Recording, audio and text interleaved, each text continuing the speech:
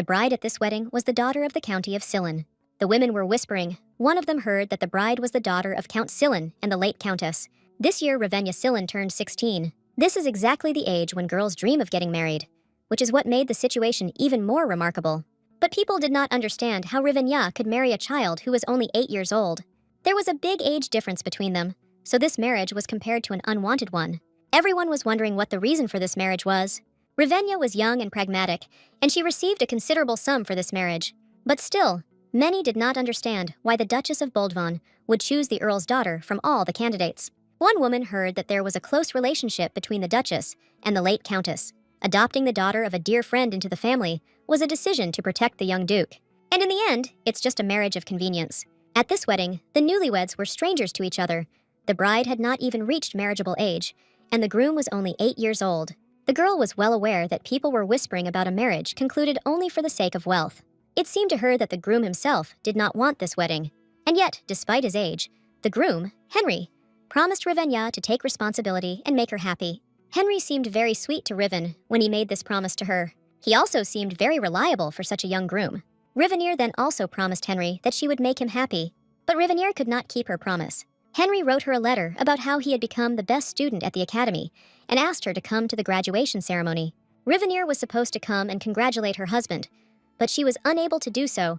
She considered herself a terrible wife who had failed to keep her promise. Henry kept his promise, and the 8 years that Rivenier spent with Henry were the happiest times of her life. Rivenier wanted Henry to be happy too. She believed that she was unworthy of this place from the very beginning. She wanted him to meet someone better and forget about someone like her. Time passed. Henry grew up, but he still could not forget Ravenya, and nightmares tormented him at night. Then a man entered his room. He heard a loud sound and got scared. Henry got out of bed and said that everything was fine and he had just had a nightmare. The man immediately realized that the gentleman had dreamed of the Duchess again.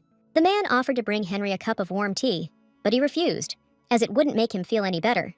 Ravenya appeared to him in his dreams almost every night. Every time this happens, Henry feels as if Rivenier is looking at him from somewhere and telling him that she is still alive. But even if this were not so, Henry never forgot about her for a moment. The girl sat in her mother's room and looked out the window. She asked her daughter, whose name was Nadia, what had happened, and the girl replied that everything was fine. For a moment, she just felt like someone was calling her. Heinrich was sitting in his office and working on documents. He had been sitting there since early morning, so he was very tired. Then a man came to him and brought Heinrich new documents that he had to look at. Henry was shocked that the man was telling him this, seeing how he was drowning in documents. The man said that these were important documents on the finances and budget of the Boldvan family. Henry asked Alice to do it himself, since he was the head butler, but the man said that he could not do it. This was generally the responsibility of the mistress of the house, but since she is not there, the Duke has to do it. Henry resigned himself to the fact that this was now his job, since the place of the mistress of the house would forever remain empty. Henry was curious about what happened last night. Alice said that nothing serious happened. Henry still wanted to know what happened. Alice said that the area bordering Hesse's territory had become noisy. It was reported that the inhabitants of the Hesse territory were mining in the states. Heinrich was angry. He did not understand how they dared. Henry knew that this estate was managed by Madame Nadia. The Hesse family consisted of a married couple and an adopted girl, Nadia Hesse, whose parents took her in 10 years ago when they found her lost in the forest. Heinrich wanted to personally go to the Hesse family estate and talk to them. A little fresh air wouldn't hurt him anyway. Alice said he'd get the carriage ready. Heinrich stood by the window and thought about Nadia Hesse. He wondered what kind of girl she was. Meanwhile, on the Hesse estate, people were working in the mine, extracting minerals. Then someone came to them and thanked them for this difficult work. It was Nadia. She brought the workers some water and asked them to drink it while they worked. The workers didn't understand why Nadia came to such a squalid place to do a servant's job, since her dress could get dirty. But Nadia said that everything was fine. Nadia believed that she should help as much as she could when everyone was trying to save their property, and she didn't even worry about the dress. People stood and discussed how Nadia had grown up. She was no longer the girl who had been brought to the Baron's house 10 years ago. Back then, she was very thin and quiet. They couldn't understand how she could grow up so quickly. Since the Baroness fell ill, Madame Nadia has been in charge of the estate. When people looked at Nadia, they remembered the Duchess who ruled the Boldvan house. Then Nadia noticed that a small child walked past her. She stopped him. Nadia explained to the boy that he couldn't be there because the mine was very dangerous for children. The boy said that he heard that the Baroness was ill, and he also heard the adults say that if they worked in the mine, they could pay for medicine for her. The boy also wanted to help the Baroness. He asked Nadia if he couldn't do it. Here a memory flashed through Nadia's mind, where Heinrich was talking about how he also wanted to help his wife. Nadia told the boy that she appreciated it, but the Baroness might not like it. She would prefer to remain sick than to force small children to work. Nadia told the boy that he had nothing to worry about, and promised that she would do everything possible to ensure the Baroness's recovery. Nadia was confident that she would help the Baroness recover. This was her way of paying back the Hess family for giving her a new life. On that day, 10 years ago, Ravenya Boldvan died. But no one knew that Ravenya Boldvan, who was supposed to die, woke up in the body of a 10-year-old red-haired girl. Hess found her unconscious in the woods and couldn't just leave her there. She didn't know how it happened, but as soon as she realized she was in another body, the first thing she thought was that she didn't want to become Ravenya Boldvan again. Of course, there was something she had to leave behind, but she never thought about going back there again, because she felt that this place was not the right place for her to begin with. The Baron and Baroness never questioned her. They believed her when she told them she had lost her memories, and they adopted her. Nadia used the knowledge she gained in Ravenya's life, only for the good of the Hess family. She decided that this was her real life. Then the workers called Nadia and said that they had found magic stones. She was surprised, because they didn't think that they would be here, but Nadia was ready for their appearance. They spent half a day digging in the same place. Nadia was a little worried that there wouldn't be any stones there, but she was glad that they found them. Then 2 men entered the mine and asked the workers who gave them permission to mine here. On closer inspection, the workers recognized the men. They were the Boldvan Knights. The workers panicked. Nadia stepped forward and asked the workers not to worry. Nadia approached the Knights and asked what brought them here. They again asked Nadia who gave them permission to mine in this mine. Nadia said that this was the territory of the barony of Hesse, so they did not need to obtain permission to mine on their own family. But the Knights said that this territory belonged to the Duchy of Boldvan. Suddenly, Nadia heard a familiar voice. It was Henry. He asked what all the noise was about out of nowhere. Heinrich turned to Nadia and said that he was seeing her for the first time. He asked if she was the manager of Baron Hesse's estate. Nadia froze in place. She stood and silently looked at Heinrich. While Nadia silently looked at Heinrich, he managed to examine her. She had fiery red hair, a disheveled appearance, and looked about 20 years old. Heinrich realized that she was the adopted daughter of the Hesse couple. Henry had never met Nadia before, but for some reason it seemed to him that they had already seen each other. Then the Baron ran up to Nadia. He didn't understand what had brought her to such a dangerous place, and besides, she left without saying anything. Then one of the knights approached Henry. He had important news. He reported to Henry that the barony's people had discovered deposits of magic stones in this mine. Henry was surprised that there were magic stones here. The knight said that the situation was extremely suspicious. The barony of Hesse should not have either sufficient funds or the necessary information to extract them, but they continued to dig the mine purposefully. Nadia interrupted the conversation between Henry and the knight to introduce herself. Baron Hesse also greeted Heinrich. Heinrich had heard that the adopted daughter of the Hesse family was smart, but he didn't think she would have the courage to mine magic stones right under the noses of the duchy's holdings. The workers were agitated. They realized that digging a mine was a bad idea. Nadia told Henry that this mine was indeed close to the borders of Duke Boldvan's holdings. However, this mine rightfully belonged to the Hesse family. Henry grinned. He didn't understand why Nadia was so sure of this. Nadia said that everyone believed that these ridges were the property of the Boldvan estates. After all, even the maps said so. However, they found records that confirmed that 100 years ago, when the House of Boldvan and the House of Hesse were married, the lowest part of the ridge was gifted to the barony of Hesse. This mine was part of those very same gift lands. Therefore, the barony of Hesse did not encroach on the territory of Boldvan. Heinrich did not think that Hesse's adopted daughter had studied the history of the barony of Hesse so thoroughly. He didn't understand how she knew about the events of a century that no one else seemed to remember. Nadia realized that she had just added to her problems. The Baron said that Nadia has loved to read since she was very young, and if we are talking about the history of the Hesse family, then Nadia knows it from the very beginning to the very end. The Duke was very glad that Nadia was so smart. She was the only support of their house. Henry asked the Baron to mark the boundaries of his territory as he saw fit, and to send documents confirming what he had said earlier. Heinrich said that after the investigation, they will consider how valid the Hesse house claims are. Then Henry said that was all and left. The Baron exhaled, his heart aching, because he thought that something irreparable was about to happen. The Baron believed that Nadia should have relied on him, since she could have been taken away. But Nadia said that she was the one who offered the loot in these places, so all the responsibility was on her. Besides, Nadia was sure that Henry would not arrest a person without good reason.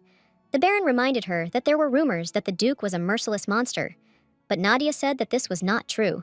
Nadia suggested that everyone return to their work. They needed to gather their strength for the sake of treating the Baroness.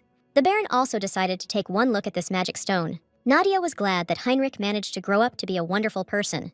She used to tell him that he was like moonlight to her, but meeting Henry now, he seemed like the sun to her. But still, Nadia had no opportunity to return to him. Soon, the Duchy of Boldvan received documents from the Barony of Hesse. The documents were accompanied by materials confirming their authenticity. There were no signs of forgery or falsification. Heinrich was curious about the chances of victory if they challenged the Hesse house's right to own the mine, and Alice said that if they relied on influence and power, they would definitely win. Henry was interested in what would happen if he approached it from the standpoint of legality and justice. Alice said that in that case, Boldvan would lose, since the mine rightfully belonged to the Barony of Hesse. There are records that House Boldvan granted these lands to House Hesse 100 years ago, and there is no trace that the holdings were ever returned, even after contact between the houses was completely severed. Both sides showed no interest in the lands all these years, so everyone forgot about them. Henry didn't understand how Nadia found out about this, and how she could have known that a deposit of magic stones was hidden in the useless land. Alice said that it seemed that fate itself had smiled upon Baron Hesse and his wife for their virtue, for as they say, heaven helps the good. Henry was angry. He did not believe it, and considered these words pathetic nonsense. After all, if heaven really cared about the good, his wife would now be living happier than anyone else. Alice apologized to Henry, and admitted that he had made a mistake. Henry said that he had been too harsh, and suggested that Alice continue the conversation later. As soon as Heinrich met Nadia Hesse, he immediately remembered Ravenna. Nadia had impeccable etiquette. Even her manner of speech was equally abrupt. But what reminded her most of Ravenna was the way Nadia looked at him. Henry couldn't understand whether he was going crazy, because Nadia and Ravenna were completely different. Henry looked up at the sky and asked Ravenna to look at him, to look at what her husband had come to. 10 years had passed since Ravenna had passed away, and he still couldn't believe it. And now he was looking for her in another woman who was completely different from her. At night, Nadia sat in her room and read a book. Suddenly, the door to the balcony swung open. A gust of wind that blew into the room extinguished the candle. A couple of seconds later, a man approached Nadia and put a sword to her neck. The man was sure that it was Nadia who sent the letter. He didn't understand how she dared to take on someone else's name. It seemed to him that Nadia didn't value her life at all. Nadia turned to the man and said that it was outrageous not to recognize her mistress, even though they had not seen each other for a long time. The man noticed that Nadia was quite brave. But his mistress is not the kind of person that a nobody like her can speak about freely. Nadia asked him how she could repeat the handwriting of his mistress and find out about the key if she were an imposter. Nadia was sure that he came to her because he was interested in this, because if this were not the case, then, knowing his character, he would have ignored this letter.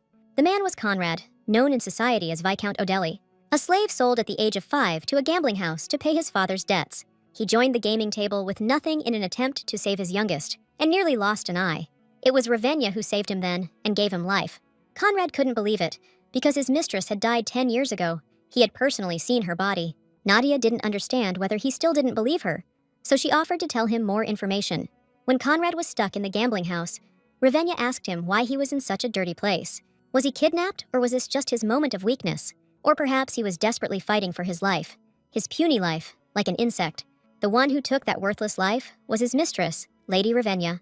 Conrad took off his cloak, approached Nadia, and asked her if she really was Lady Ravenna. Nadia said that, to be precise, she is not Ravenna now. After returning to life, she became Nadia Hesse. Conrad got down on one knee and said that no matter what the name, she was his only mistress. It was a great honor for him to meet her again. Nadia thought that Conrad was upset because she didn't contact him immediately after they came back to life. Conrad said that was not the case at all. He was sure she had her reasons for it, just as she had her reasons for calling him. Conrad told Nadia that in that case, she could safely give him her order. Nadia was wondering if he still had the key he had once given to him. She wanted to return it. Conrad said he had the key, but since these records were more than 10 years old, most of the traces had disappeared. Nadia said that it didn't matter to her. She asked that the key be brought to her as soon as possible. Conrad promised to do so, but he became curious about what Nadia planned to do with the key. Nadia said that she was going to catch the villains and make money from it. The key is the evidence she collected when she was Duchess of Boldvan to take down the countless criminal organizations eating away at the estate from within. Even if some of it had faded over time, she could still make money from it. And besides, she was no longer a duchess, and she didn't have to worry about her reputation by taking money as a reward. Conrad asked Nadia if she really needed money. Nadia said that Baroness Hesse was ill and needed medicine, but the prices were exorbitant. She recently unearthed a vein of magical stones, which she saved for an emergency, but the more money she had in reserve, the better. Nadia was sure that Conrad was wondering why she hadn't returned to the Boldvan estate. After all, if she became a duchess again, the prices for medicines would not be a problem. Conrad said that he would never dare to allow such a rash thought. Nadia said the reason was simple. Firstly, she didn't want to cause any trouble by claiming that Ravenya Boldvan had been reborn in this body. Secondly, if she had decided the matter, she did not want to use the Boldvan fortune for personal gain. Ravenya's father wanted to marry his mistress, so he tried to kill his wife. She asked her daughter, Ravenya, for help. She didn't understand why she didn't believe her own mother. As a result, the countess died. The servants did not understand whether Louise would now be the new countess. She even brought her daughter to the mansion. They were interested in what would happen to Ravenya now. They said they were willing to pay a huge sum if Ravenya got married. Ravenya's father and his wife thought it would be lovely if she could prove her worth in this way. Thirdly, Nadia never wanted to live as Ravenya Silin again. She didn't want to go back to that place, so she was going to live with gratitude for the new life she had been given. Conrad supported Nadia, but warned that if it was revealed that she was Lady Ravenya, she would not be able to live a new life peacefully. At this time, Henry was sitting in the library and reading some book. He felt pathetic because he thought about his late wife and was now sitting and reading the diary she left behind. In her diary, Ravenya described the flowers that Henry sent her from the academy, and he told her that the white flowers, sparkling silver in the moonlight at night, reminded him of her. Ravenya became so curious that she placed them on the windowsill and waited for the moon to rise, and the petals really did sparkle in the silver light, so she admired them for a long time. Henry remembered those flowers clearly. As soon as he saw them, he thought of Riven and broke curfew to order and send them, for which he received disciplinary punishment. Although Ravenya felt awkward that he sent her flowers while he was busy with his studies, she couldn't hide her happiness. She was glad that his affairs at the academy were going well, and she wanted him to share news with her more often. She was interested in everything about him. Separation made her constantly worry about him. Henry believed that she should worry more about herself than about him.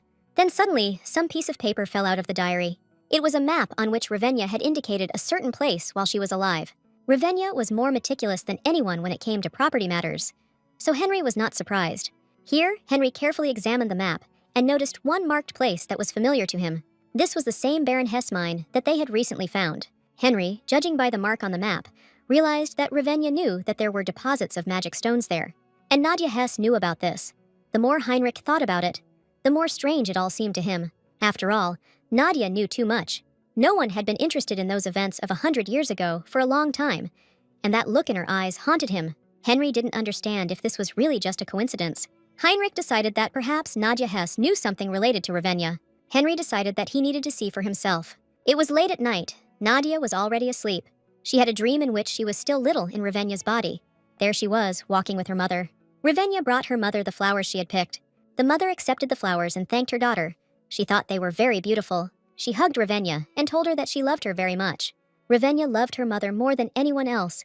She promised to be the reason for her smile from now on and forever. After some time, Ravenya's father brought another woman into the house and said that she was now also their family. Since then, Ravenya had another mother and a younger sister, and he hoped that they would become friends. Ravenya, however, considered them strangers from the very beginning, and therefore did not want to accept them. Her mother's expression was hidden in shadow, but Ravenya felt as if something had broken. After that day, the smile on her mother's face disappeared forever. Sometimes she would just sit in her room and stare into space, like a dead person. Sometimes she would start to destroy everything around her. Sometimes the woman begged her daughter to save her. She believed that the count and his mistress were trying to kill her in order to obtain her title. This woman had already tried to push her down the stairs, but Ravenya believed that it was just an accident, and the servants confirmed this. Then the woman said that they brought her poisoned food, but Ravenya didn't believe this either, because there was no hint of poison in it. She didn't understand whether Ravenya had also sided with that woman, but the girl asked her mother to calm down and told her that she loved her more than anyone in the world. Ravenya wanted to help her mother, but her feelings never reached her. Eventually, the woman got angry at her daughter and pushed her away, after which Ravenya stopped visiting her mother. Ravenya was asked to come to her mother at least once.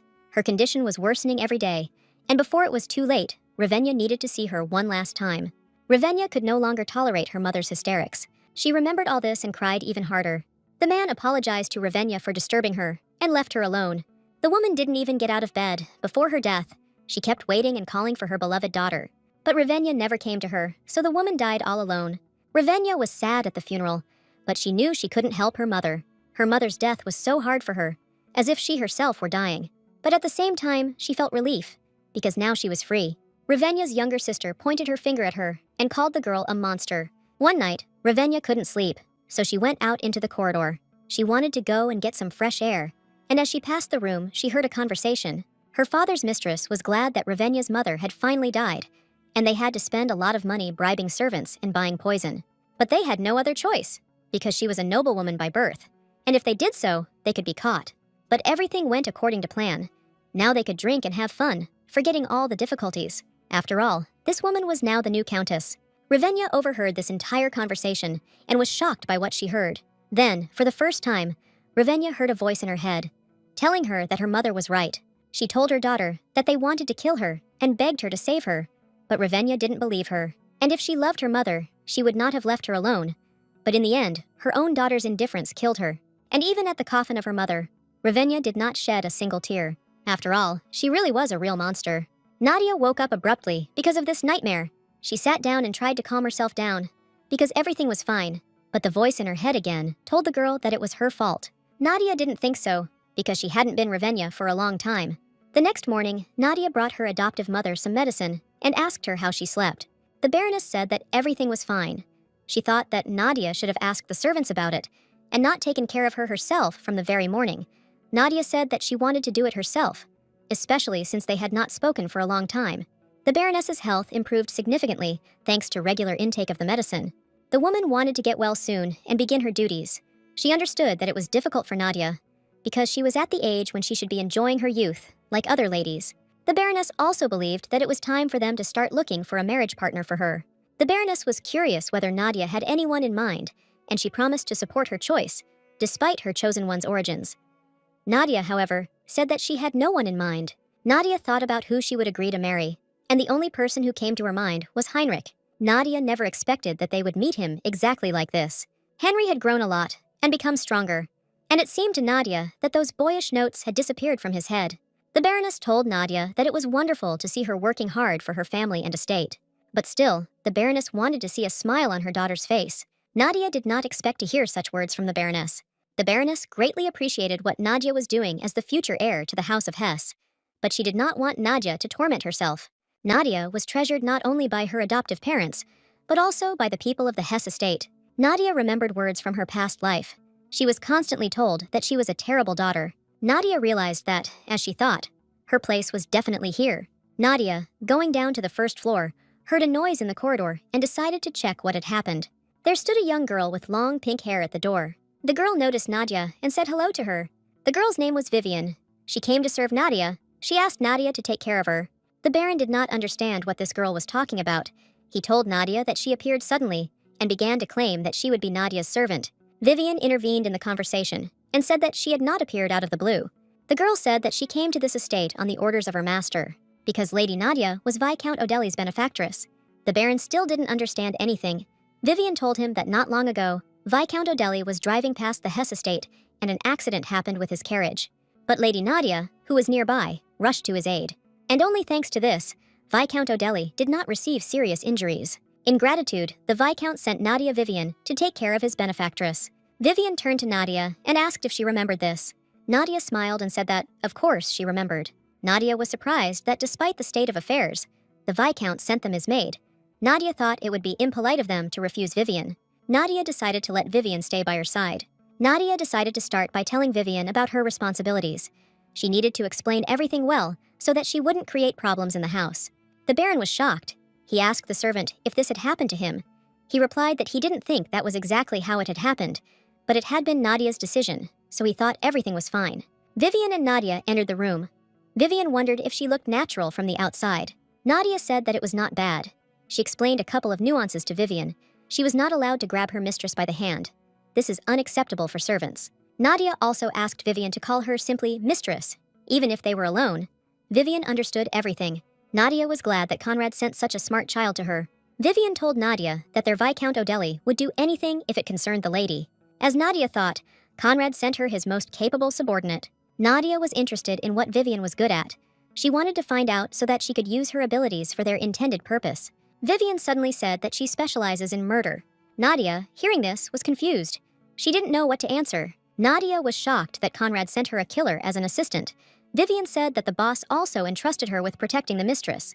From now on, Vivian will be Nadia's eyes, ears, hands, and feet. She was ready to carry out any of her orders, be it security, information gathering, threats, and manipulation. And she was also ready to work in her specialty. Nadia told Vivian that she didn't think she would be in any danger at the Hess estate. However, the information Vivian could glean from the shadows was different from what Nadia possessed, so Vivian's abilities would undoubtedly find their use. Vivian said that she was ready to take any risk. She asked the lady to give her a task, but Nadia said that she had no work for her at the moment. Nadia said that the biggest task at the moment is collecting rewards. Vivian was disappointed, because anyone could have done this job, and her boss told her that working for the mistress would always be fun. Nadia said that, unfortunately, nothing could be done about it, especially since Vivian had come here as an assistant. Nadia asked Vivian if this job was too difficult for her. Vivian said that she is good at everything, and working as an assistant is her first job. Vivian said that she was simply temporarily blinded by the thirst for murder.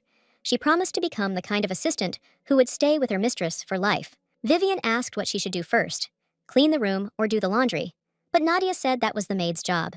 Nadia asked Vivian to come to her and help her sort out the documents on the table. Lately, Nadia has been so busy that she couldn't take them on, since they are all important, and she couldn't entrust them to the servants. Vivian couldn't understand whether Nadia was really sorting through all of this on her own. There were a lot of documents. Nadia said that her mother was not feeling well, and that her father was having a hard time coping with such work. And there have been more documents lately. Nadia was planning to expand ore mining, and Vivian promised to sort the documents. Nadia was happy. Now she had both an ore vein and a key, and she also had a reliable assistant. The beginning was good.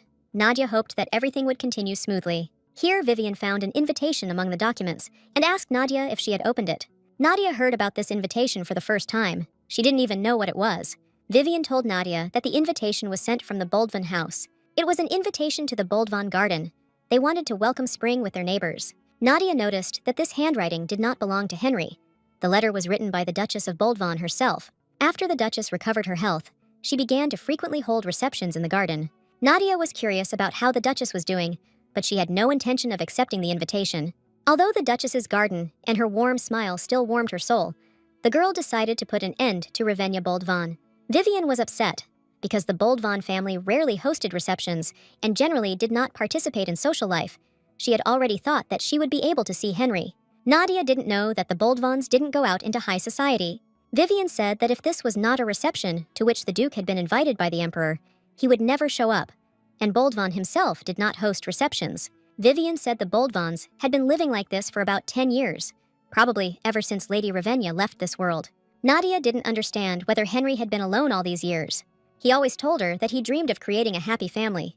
Nadia was worried that he could blame himself for her death, since everything happened on the way to his academy. Henry was a sensitive child, so Nadia thought that this was entirely possible. And probably, this is why Henry never married a second time. Nadia suddenly told Vivian that she had changed her mind. Nadia decided to attend the reception. Nadia was going to write a reply, and she asked Vivian to prepare a dress for her. She just needed to refresh her wardrobe for going out. Vivian has already decided what outfit Nadia will wear to the reception, and what jewelry she will accessorize her look with. Nadia wanted to ask Heinrich herself why he avoided social life, and why he didn't marry again. The Duchess did not expect that her son himself would ask her to organize a reception. Henry apologized to his mother for this, and she said that it only brought her joy. They haven't held any events for a long time, and all the guests have already confirmed their attendance. She believed that others were also looking forward to it, as it had been more than 10 years since the last social reception had been held in the duchy. While Henry was studying at the academy, Revenia often organized events. They didn't have time to be bored then. Revenia kept repeating that the house had to make up for the fun it had lost during her illness. She made the duchy come alive, but her true intentions were different. Revenia wanted to make sure that the Duchess, having lost her husband, would not have time to be alone. The Duchess treated Revenia well, and thought she was a wonderful child. That's why she was very surprised when Henry asked her to organize a reception. The Duchess thought that Henry had decided to forget Riven and find someone new. After all, it was time for him to think about an heir. Henry decided that his mother was joking, since she was well aware that Revenia would always remain his wife. The Duchess did not understand why he was going to hold a reception then. Henry said that it was for Revenia. The Duchess reminded her son that if he organized a reception, everyone would start saying that it was for the sake of finding a new bride. And he suddenly declared that all this was for the sake of his ex-wife. The Duchess did not understand whether Henry was still conducting the investigation and reception. This was his part. Henry replied that everything was so. The Duchess became interested in what Henry had found out, but he said that nothing concrete had been found out. However, Hess's adopted daughter and Ravenna had information that was known only to the two of them. Henry believed that if this was not a coincidence, then he had a chance to find a clue at this reception. Time passed.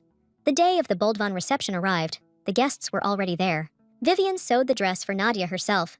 There are a lot of young ladies who want to attend the Boldvan reception, so the dress would have taken a long time to be hemmed in the studio. So Vivian took matters into her own hands and even improved it a little to suit her taste. Nadia was delighted. Vivian asked Nadia if she liked everything. She paid special attention to the stoves and waist, but she could have guessed wrong about the size. Nadia told Vivian that she had done a great job and that from now on, she would only turn to her for help. Vivian decided that Nadia was hungry and went to get something to eat. Now that Vivian was gone for a while, Nadia wanted to do her own thing. She walked around the garden and looked around. Nadia was surprised, because nothing had changed here in 10 years. Although some things have changed, the statue that used to stand there has disappeared. Nadia was delighted. Even after so much time, receptions at the Duke's house were still at the highest level. Here Nadia noticed Heinrich. He was standing not far from her and talking to some girl. Nadia was confused, even though she had noticed it last time. But Heinrich was no longer the same young man he had been in childhood. Nadia stood and admired how well he had grown up.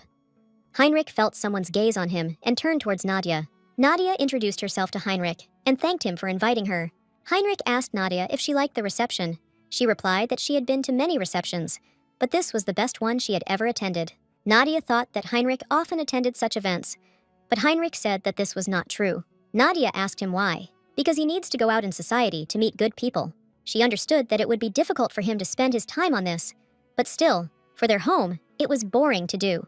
Henry told Nadia that he didn't think she needed to worry about it. Nadia realized that he was right and asked Heinrich for forgiveness. She realized that Nadia Hess would never have said that, especially since for Heinrich, she was just the daughter of a neighboring baron. Nadia took a bite of the cake. It was made of walnuts and she really liked it.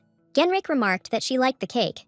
Nadia said that the nuts gave it an appetizing aroma, which was complemented by the sweet filling. Then Nadia realized something. She was shocked that they had prepared something from walnuts for the reception. Henry also took a piece of cake and wanted to eat it. But Nadia suddenly reached out to the Duke and tried to take the piece from him. Nadia reminded him that it was a walnut cake, but Henry didn't understand what the matter was. He knew what the cake was made of, since they were on his estate, and he couldn't help but know the ingredients of the dishes served. Nadia told Genrich that she thought he might not have enough time to check. As a child, Henry once ate a walnut and fell ill, so they were strictly forbidden at the Boldvan estate. Nadia stood and watched in horror as Heinrich ate the cake. Heinrich didn't understand why Nadia was looking at him like that. He already thought that she had some problems. Nadia didn't understand whether everything was really okay with him. Nadia said that she was just nervous and apologized to Heinrich for her rudeness. Henry looked at Nadia and asked her how she found out about this. Nadia pretended that she didn't understand what he was talking about. Heinrich Hode said that for some time, he really could not eat walnuts. It was a closely guarded secret, even in the mansion, known only to a few people. He asked Nadia who told her about it. Heinrich said there was something else he wanted to ask about, like the vein of magic stones she had recently found. Genrich Code said that information about her was known only to his wife. He was wondering if Nadia had learned about this simply by studying history. Henry realized that Nadia was not going to answer, at least not yet. Henry asked Nadia not to forget that he was watching her. Then Vivian came up to them. She was glad that she had finally found Nadia. Nadia was glad to see Vivian, because she had appeared at such a timely moment, and now she would be able to avoid further conversation with Henry. Nadia apologized to Heinrich once again for her rudeness, and left. Nadia stood and analyzed the situation. She realized that she needed to pretend that she didn't know anything. She didn't understand why she grabbed his wrist in the first place. Now, Heinrich began to treat the mine with suspicion, and from now on, Nadia had to be more careful. Vivian turned the other way and noticed the artist there. Vivian said that this man was completely out of his mind. Nadia did not understand what she was talking about. Vivian said that this man was Viscount Lewis, a swindler in the art world, who had already been caught selling counterfeit paintings to aristocrats, but was released due to lack of evidence. Nadia didn't understand why this man was let go so easily. Vivian said that he insisted that he didn't know the paintings were fake when he sold them. The Viscount even managed to escape during the trial, and a reward was offered for his capture, but he managed to wriggle out of it by appealing to pity. Nadia couldn't understand how the Viscount had the nerve to cheat people right there in the Boldvan estate. Here, Nadia heard the Viscount telling the girls that as long as they owned this painting, even the Boldvan family would treat them with respect. He also said that his paintings were not something that could be bought for money. He sold them only to those who really understood something about art. Nadia couldn't stand it any longer and approached the man. She apologized for interrupting the conversation and asked to let her look at the painting. Nadia was intrigued. She wondered what could compete with the name Boldvon. The Viscount looked at Nadia and told her that he did not want to seem rude, but the painting was quite expensive. And it's not the kind of picture that a young lady like her can afford. Vivian had a plan. She told Nadia that she shouldn't throw money around like that just because she had recently become rich. Nadia told Vivian that it was just one painting. Vivian said that she didn't understand what was good about buying something like that. Nadia said that everything was fine, because it was extra money that she received thanks to the magic stone mine. The Viscount said that he usually doesn't show it, but since Nadia is so persistent, he is ready to make an exception. He realized that Nadia had suddenly become rich, and he believed that there was nothing better than deceiving the nouveau riche. The Viscount called Nadia to follow him and asked him not to be too surprised by what he had. Nadia didn't understand whether he really decided to mention this particular work out of everything. Nadia told the Viscount that she had not expected this at all. She thought that this painting had been lost many years ago. Nadia said that she was buying this painting. The Viscount was shocked, because she hadn't even seen it. Nadia said that since it was a rare painting, she should buy it quickly. Nadia asked if they could sign the contract right now. The Viscount said that they could certainly do it, and ran off to get the contract. While the Viscount went to get the contract, Nadia managed to meet with the Duchess. Nadia asked the Duchess if she would accept her sincere gift. The Duchess said she was looking forward to seeing the work Lady Hess would present to her. The Viscount did not understand what the Duchess was talking about. He had never heard anything like it. The Viscount reminded Nadia that they hadn't even signed the contract yet, and she was already planning to give this painting away. Nadia said that she was just very happy that she would be acquiring the Emperor's Bird. The Duchess couldn't understand whether Nadia really wanted to give her the painting The Emperor's Bird from Pamela. Nadia told the Duchess that this was exactly the case. When she heard about how the Viscount had managed to get her with difficulty, she immediately decided to buy her. The Viscount understood that the agreement was written in his favor, and if he showed it to the Duchess, he would definitely be caught. The Viscount told Nadia that the painting was already hers, and the contract could wait. But Vivian realized that he simply wanted to take his words back and snatch the contract from him. The Duchess approached the Viscount and asked him where and how he had obtained the job he had been assured of many years ago. The Viscount said that he was able to do this thanks to an acquaintance, and asked the Duchess why she was asking him about this. The Duchess said there had been a recent increase in art fraud schemes, targeting both aristocrats and commoners. The Duchess asked the Viscount if he was connected with them. The Viscount told the Duchess that it must be just a terrible joke, since he was not one of those kind of swindlers. The Viscount said he didn't even dare think about doing such a thing in Boldvon territory. The Duchess couldn't understand how the Viscount dared to think about this. She ordered the guards to immediately take this swindler away. The Viscount resisted. He did not understand how the Duchess could call him a fraud without evidence. The Duchess, as soon as she learned that the Viscount was selling the Emperor's Bird, realized that it was a lie. After all, the real painting he is talking about was in the estate of the Duchy of Boldvon from the very beginning. The Viscount was perplexed. He did not understand how they could keep a painting that no one could find. Nadia sank to the ground and began to cry. She did not understand how the Viscount dared to deceive her. The other guests noticed this and immediately realized that the Viscount had been caught in a fraud, and that the statements he had made at the last trial had also been lies. And of all places, he decided to sell the painting at the Boldvon's reception, which was a huge disgrace for an aristocrat. Nadia was glad that her performance worked and people took notice. The Duchess felt sorry that Nadia had to become involved in such an unpleasant incident. Then Henry approached them. He had heard that one of the aristocrats had caused a disturbance, and that was why he had come. Nadia did not want to meet Henry again. The Duchess told her son that Nadia had been deceived by Viscount Louis. Henry understood that the matter was serious. He was glad that everything was resolved well. Henry promised to sort out the rest himself. He asked his mother to return and rest. He decided to see Nadia off himself. Henry thanked Nadia for preventing the Viscount from being deceived, because if it weren't for her, nothing would have come to light. Henry was surprised, because such an intelligent man was almost deceived. Nadia said that her mistake was that she believed the Viscount's words without properly checking the painting. Although, even if she saw it in person, she would not be able to tell whether it was genuine or not. Seeing the painting, she would simply think about what a beautiful painting of lovers it is. Heinrich told Nadia that he would thank her properly later. He said that he would look forward to an invitation to the Hess estate. Nadia said that she would definitely invite him to the estate as soon as the opportunity arose and got into the carriage. Vivian wondered what Nadia would do if the Duchess didn't have this painting. Nadia smiled and told Vivian that she knew the Duchess had this painting. Nadia could not have failed to know this, since it was she who found this painting 10 years ago. Nadia was sorry that she couldn't find out why Henry didn't want to remarry, but she was sure he had a reason. Now Nadia wanted Viscount Louis to regret what he had done and pay in full for his crimes. The butler noticed that Henry was in a good mood and was interested in whether he had achieved his goal. Henry said that he had received even more than he had expected. Henry told the butler that Lady Hess knew about his walnut allergy. The butler was shocked, because this is classified information even within the estate. But Heinrich hasn't had this allergy for a long time, and it seems Nadia doesn't know about it. Moreover, Nadia knew that the Emperor's bird, which was kept secret, was already in the Duchy of Boldvan. Henry was curious how Nadia knew about the mine that only Ravenna knew about, and whether it was just a coincidence. But now Henry was sure that there was something between Nadia and Ravenna that he didn't know about. The butler asked Heinrich whether it wouldn't be better to simply ask Nadia how she knew this. Henry said that even if not today, he would have such an opportunity quite soon. Barony of Hesse, Nadia sat and read a letter from the duchy. It was written about a swindler they encountered at a reception. The Viscount was about to pay compensation. The Duke wrote that if Nadia was worried about this, now she could rest easy. Vivian was shocked that Henry not only reported the result, but was also worried about her feelings. Vivian noticed that Nadia was smiling as if she had received a love letter. Vivian thought that it might be possible that Henry and Nadia would get back together. Nadia told Vivian that this would never happen. Vivian realized that Nadia clearly did not see Henry as a man, but she felt that there was something more to it.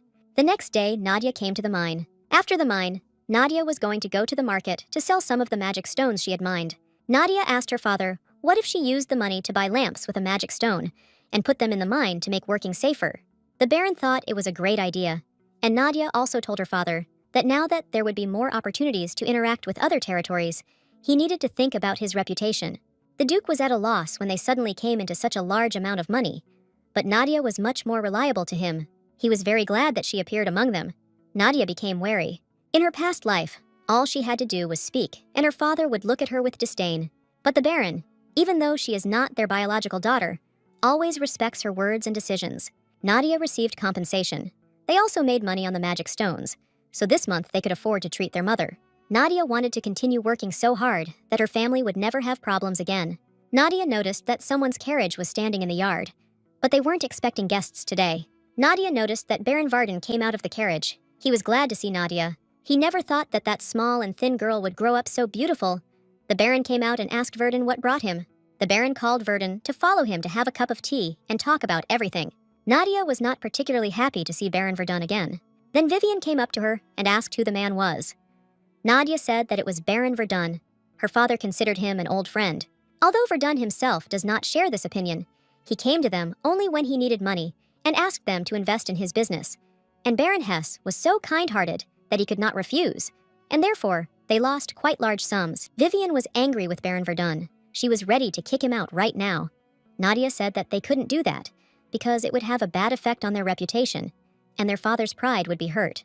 Nadia suggested simply observing the situation for now. Nadia gave Vivian something and asked her to put it in the living room where Baron Hesse and Baron Verdun were sitting. It was a listening device. She once gave Conrad a magic stone from the mine, and he did this to her. Baron Verdun was very surprised that the magic stones were found right on the lands of Hesse. He didn't understand how the goddess of fortune could smile on carefree people like Baron Hesse, but not on those who worked tirelessly. Verdun said that it was clear that a person was not destined to die so easily.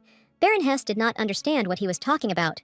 Then, Verdun asked the Baron if he wanted to increase his fortune. Verdun said that he was currently working on something, and he was going to tell him about it as if he were his special friend.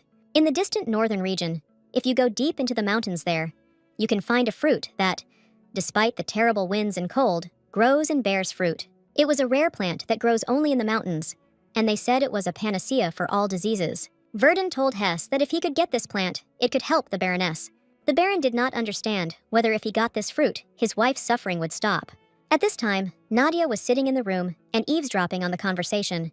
Nadia didn't know whether Baron Verdun was lying or not, but she knew that he always hid his true intentions. Nadia believed that starting a business with a fruit that he had never even seen, let alone tasted, was completely absurd. Baron Hesse thanked his friend for such an offer. Nadia did not understand whether her father would give in this time too. Nadia decided that this wouldn't do and decided to intervene. But suddenly, she heard her father refuse Verdun's offer. Not long before this day, Nadia sat and couldn't understand whether her father really wanted to learn to refuse people. The Baron said that yes, he knew in his head that he should refuse, but he simply could not bring himself to say it. The Baron understood that during all this time, because of his character, they had suffered a lot. Nadia realized that her father was worried about the events of the past. Nadia told her father that it was most likely because he was trying to say something he had never said. So he was tense, and the words weren't coming out easily. Nadia decided to show her father one working piece of equipment. First, he needed to start sipping his tea slowly to calm down a little. He had to keep his back straight and think about what he wanted to say. Then, he had to look at his interlocutor with a soft smile, thank him for the offer and refuse. Thanks to that conversation, the Baron learned to refuse offers that did not interest him. Verdun did not understand why Hess refused. He explained that every business he had invested in, following him, had ended in failure. Baron Hess realized that running a business was not his business. Verdun said that running a business was a matter of luck, and this time everything could turn out differently. But Hess did not want to continue this conversation. Nadia heard the screams and ran to Vivian to make sure her father was safe. Vivian told Nadia that the Baron was completely safe. Verdun stood before the Baron and begged him to invest in his business. He had already invested a huge amount of money in these fruits, but they were all stolen by bandits before they even arrived in the country. Verdun promised that the business would pay for itself and that he would return the money threefold. Verdun believed that they would succeed. Since Hess was lucky with a vein of magic stones, the Baron approached Verdun and asked him to raise his head. He was happy. He believed that Hess would help him, but the Baron told Verdun that he didn't think he could help him with anything because he didn't have that kind of money. Verdun didn't understand how this could happen because he should have had money from selling the magic stones, but the Baron said that it wasn't his money. The Baron explained that his daughter had found the stones, and they treated the proceeds as everyone's achievement, so the money belonged to everyone in the Hess estate. Verdun told the Baron that it was his money, since he was the owner of the estate. The Baron believed that if he used this money to help Verdun, it would look like he was trying to appear to be a good person. He also couldn't always rely on his daughter. He also wanted to become a reliable person.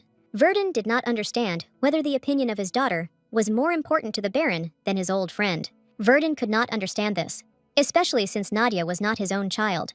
Verdun couldn't understand whether the Baron wasn't ashamed, as an aristocrat, since he had to marry Nadia off, so that at least in this way she could repay him for the fact that the Hess family had raised her for all these many years. Verdun asked the Baron whether he would take his proposal more seriously if he found a suitable groom for Nadia. He knew a 70-year-old count. Verdun thought that this was a good option. The count did not have long to live, so Verdun believed that now was the perfect time. The Baron got angry at Verdun. He grabbed a book from the shelf and threw it at him. He didn't understand whether Verdun was really proposing that he marry this notorious womanizer. The Baron told Verdun that he regretted every time he called him a friend and threw him out the door. Nadia thought that Verdun would not leave on his own and already wanted to send Vivian there. But the Baron not only refused him, but also managed to throw him out. Nadia entered the living room. Her father asked her how long she had been standing there. Nadia said that she came down as soon as she heard screams. The Baron asked his daughter not to worry about what Verdun said. The Baron told Nadia that she was the daughter of the Hess family, and they would never force her to do anything she didn't want. She just had to wait a little. The Baron promised to get down to business any minute. It seemed to Nadia that this was the second time she had heard something like this. In a past life, Henry promised her that he would grow up quickly and make sure she never had to work again. This one sentence alone gave Nadia so much strength. Nadia told her father that she had wanted to tell him something for a long time. It seemed to Nadia that her father had already fully mastered his responsibilities. She thought that now he could manage the affairs of the mine independently. The Baron believed that he could not cope, but Nadia said that he would succeed. Nadia wanted to focus on earning money for her mother's medicine while her father looked after the mine. Then Vivian ran into the room. Nadia was surprised, because she didn't even see her leave. Vivian told Nadia that there was urgent matter. Vivian told Nadia that Duke Boldvin was waiting for her outside. Heinrich was about to reveal Nadia Hess's true identity right then and there. Soon, Nadia and Heinrich were sitting in the living room drinking tea. Henry looked tense. Nadia thought he didn't like the tea. Nadia thought that he wouldn't like the overly strong smell, so she brewed a milder variety. Heinrich told Nadia that he felt like she knew a lot about him. Nadia told Henry that he was the Duke of the North, and there was not a single aristocrat who did not know about him. Henry said that the location of the vein with magical stones and his allergy to nuts are not things that everyone knows about. And these are not the only suspicious moments. He asked Nadia when she saw that painting. Nadia told Heinrich that she didn't quite understand what he was talking about. Nadia told Heinrich that she had never seen the Emperor's bird, and he asked her not to bother herself with lies. Henry said that when people hear this name, they think that the picture depicts a bird. However, Nadia already knew that it depicted lovers. Henry said that the only people who saw this painting were he and his mother, and his wife Ravenia also saw this picture. Heinrich told Nadia that no matter what excuse she came up with, she would have to tell him something convincing. Henry asked Nadia how she learned something that only Ravenia knew about. He wondered what her connection was with Ravenia. Nadia told Heinrich that she was glad that he was putting so much pressure on her and that she had no other choice. She was ready to tell him everything. Nadia said the truth was that she was close to the Duchess. Nadia said that before she was adopted by the Hess family, she was almost kidnapped by a stranger. Ravenna happened to be passing by and saved her, and since then, she visited her from time to time and told her various stories about the world.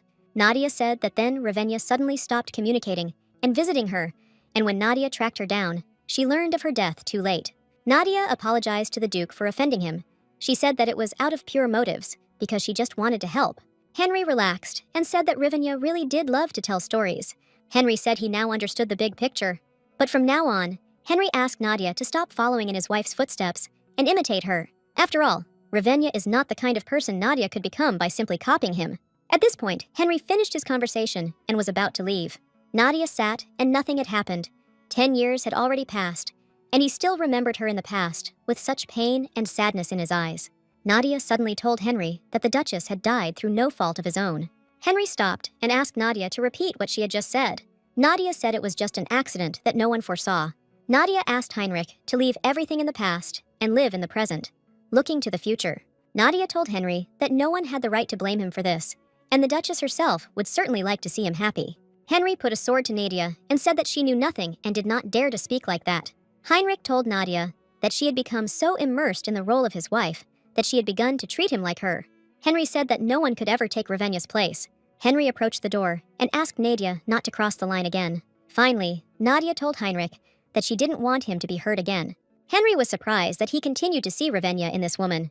When it turned out that he had just been fooled by a cheap copy, he realized that it had been a waste of time. But he was haunted by the words that Nadia had said to him before he left. He thought it was funny.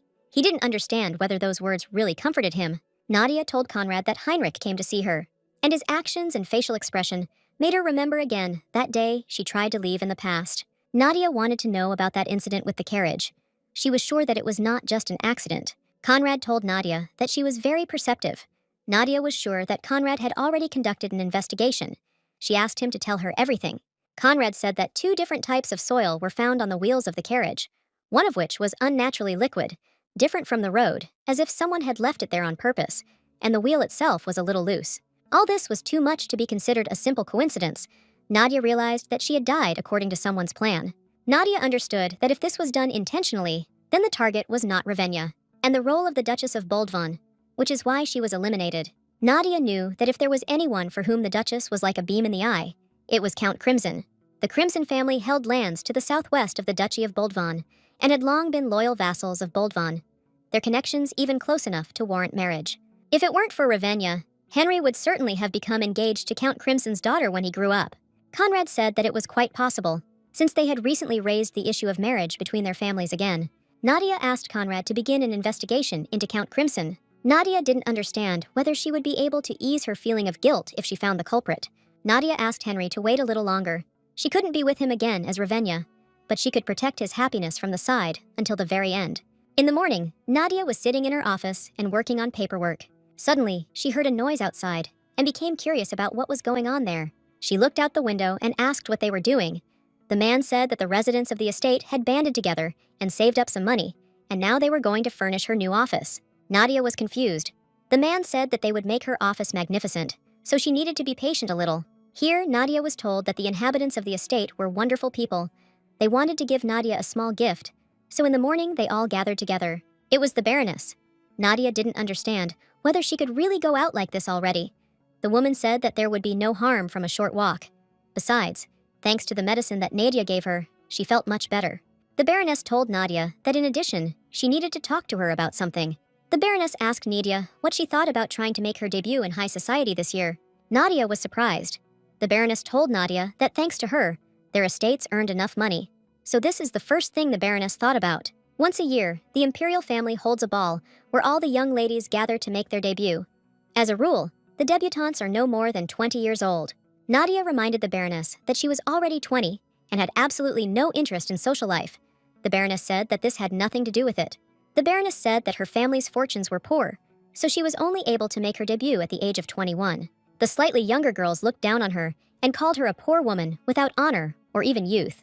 The Baroness never blamed poverty for everything, but that day she felt very humiliated and lonely. The Baroness did not want her daughter to go through the same pain. Nadia understood her mother's feelings, but she could not afford the luxury of a debut.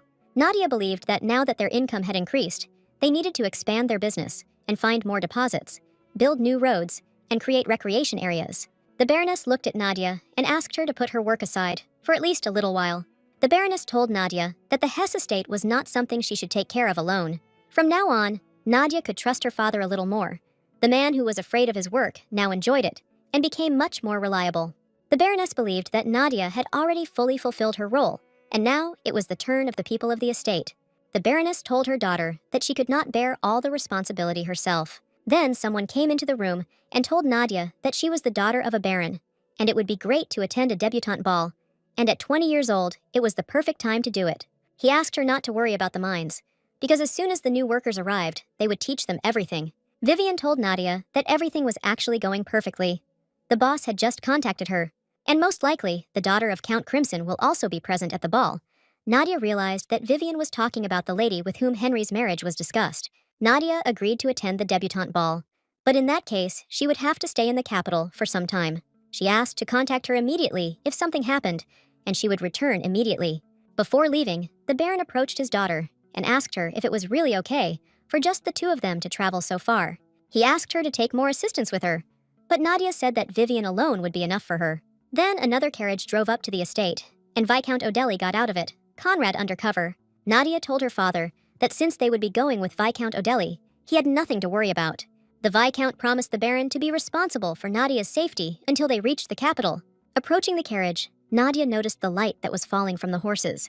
Nadia asked Vivian what it was, but Vivian didn't see anything. Nadia didn't understand whether Conrad had taken any special protective measures. The residents of the estate wished Nadia a successful journey. They wanted her to find a wonderful groom there. After this, the carriages set off for the capital.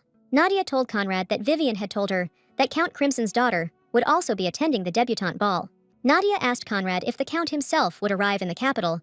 Conrad said that this was indeed the case. Nadia was glad. With her current personality, it would be difficult for her to meet the Count. At first, she wanted to get closer to his daughter. Nadia asked Conrad if he had finished his investigation regarding Lady Crimson. Conrad said that the investigation had been completed recently. Conrad reminded Nadia that she had said that she no longer wanted to live as Lady Ravenna. To do this, she first needed to cut off all ties with Henry. But even now, more than anyone else, she was worried about his condition and safety. Conrad told Nadia that Heinrich was no longer a child to be looked after. Nadia told Conrad that she was doing this not only for Heinrich, but also for herself. Nadia made a promise to herself as soon as she saw this child. When Ravenna was ill, Henry, being so young, looked after her. People were surprised when they learned that the Duke had a wife. They thought that Ravenna was lucky because she was the daughter of an unknown county, but was able to take the place of the Duchess. Among the Count's families was the Crimson House, but their daughter was still a baby, and people thought that the duchy simply needed someone to fill this role. They thought that as soon as the young Duke grew up, he would divorce Ravenna. But they thought that this one would especially torment him before that. The previous Duke had not lived to see his son come of age, and Henry was no good at that age. People thought they should have chosen a better bride for him. Ravenna woke up. Henry immediately ran to her and asked if everything was okay with her.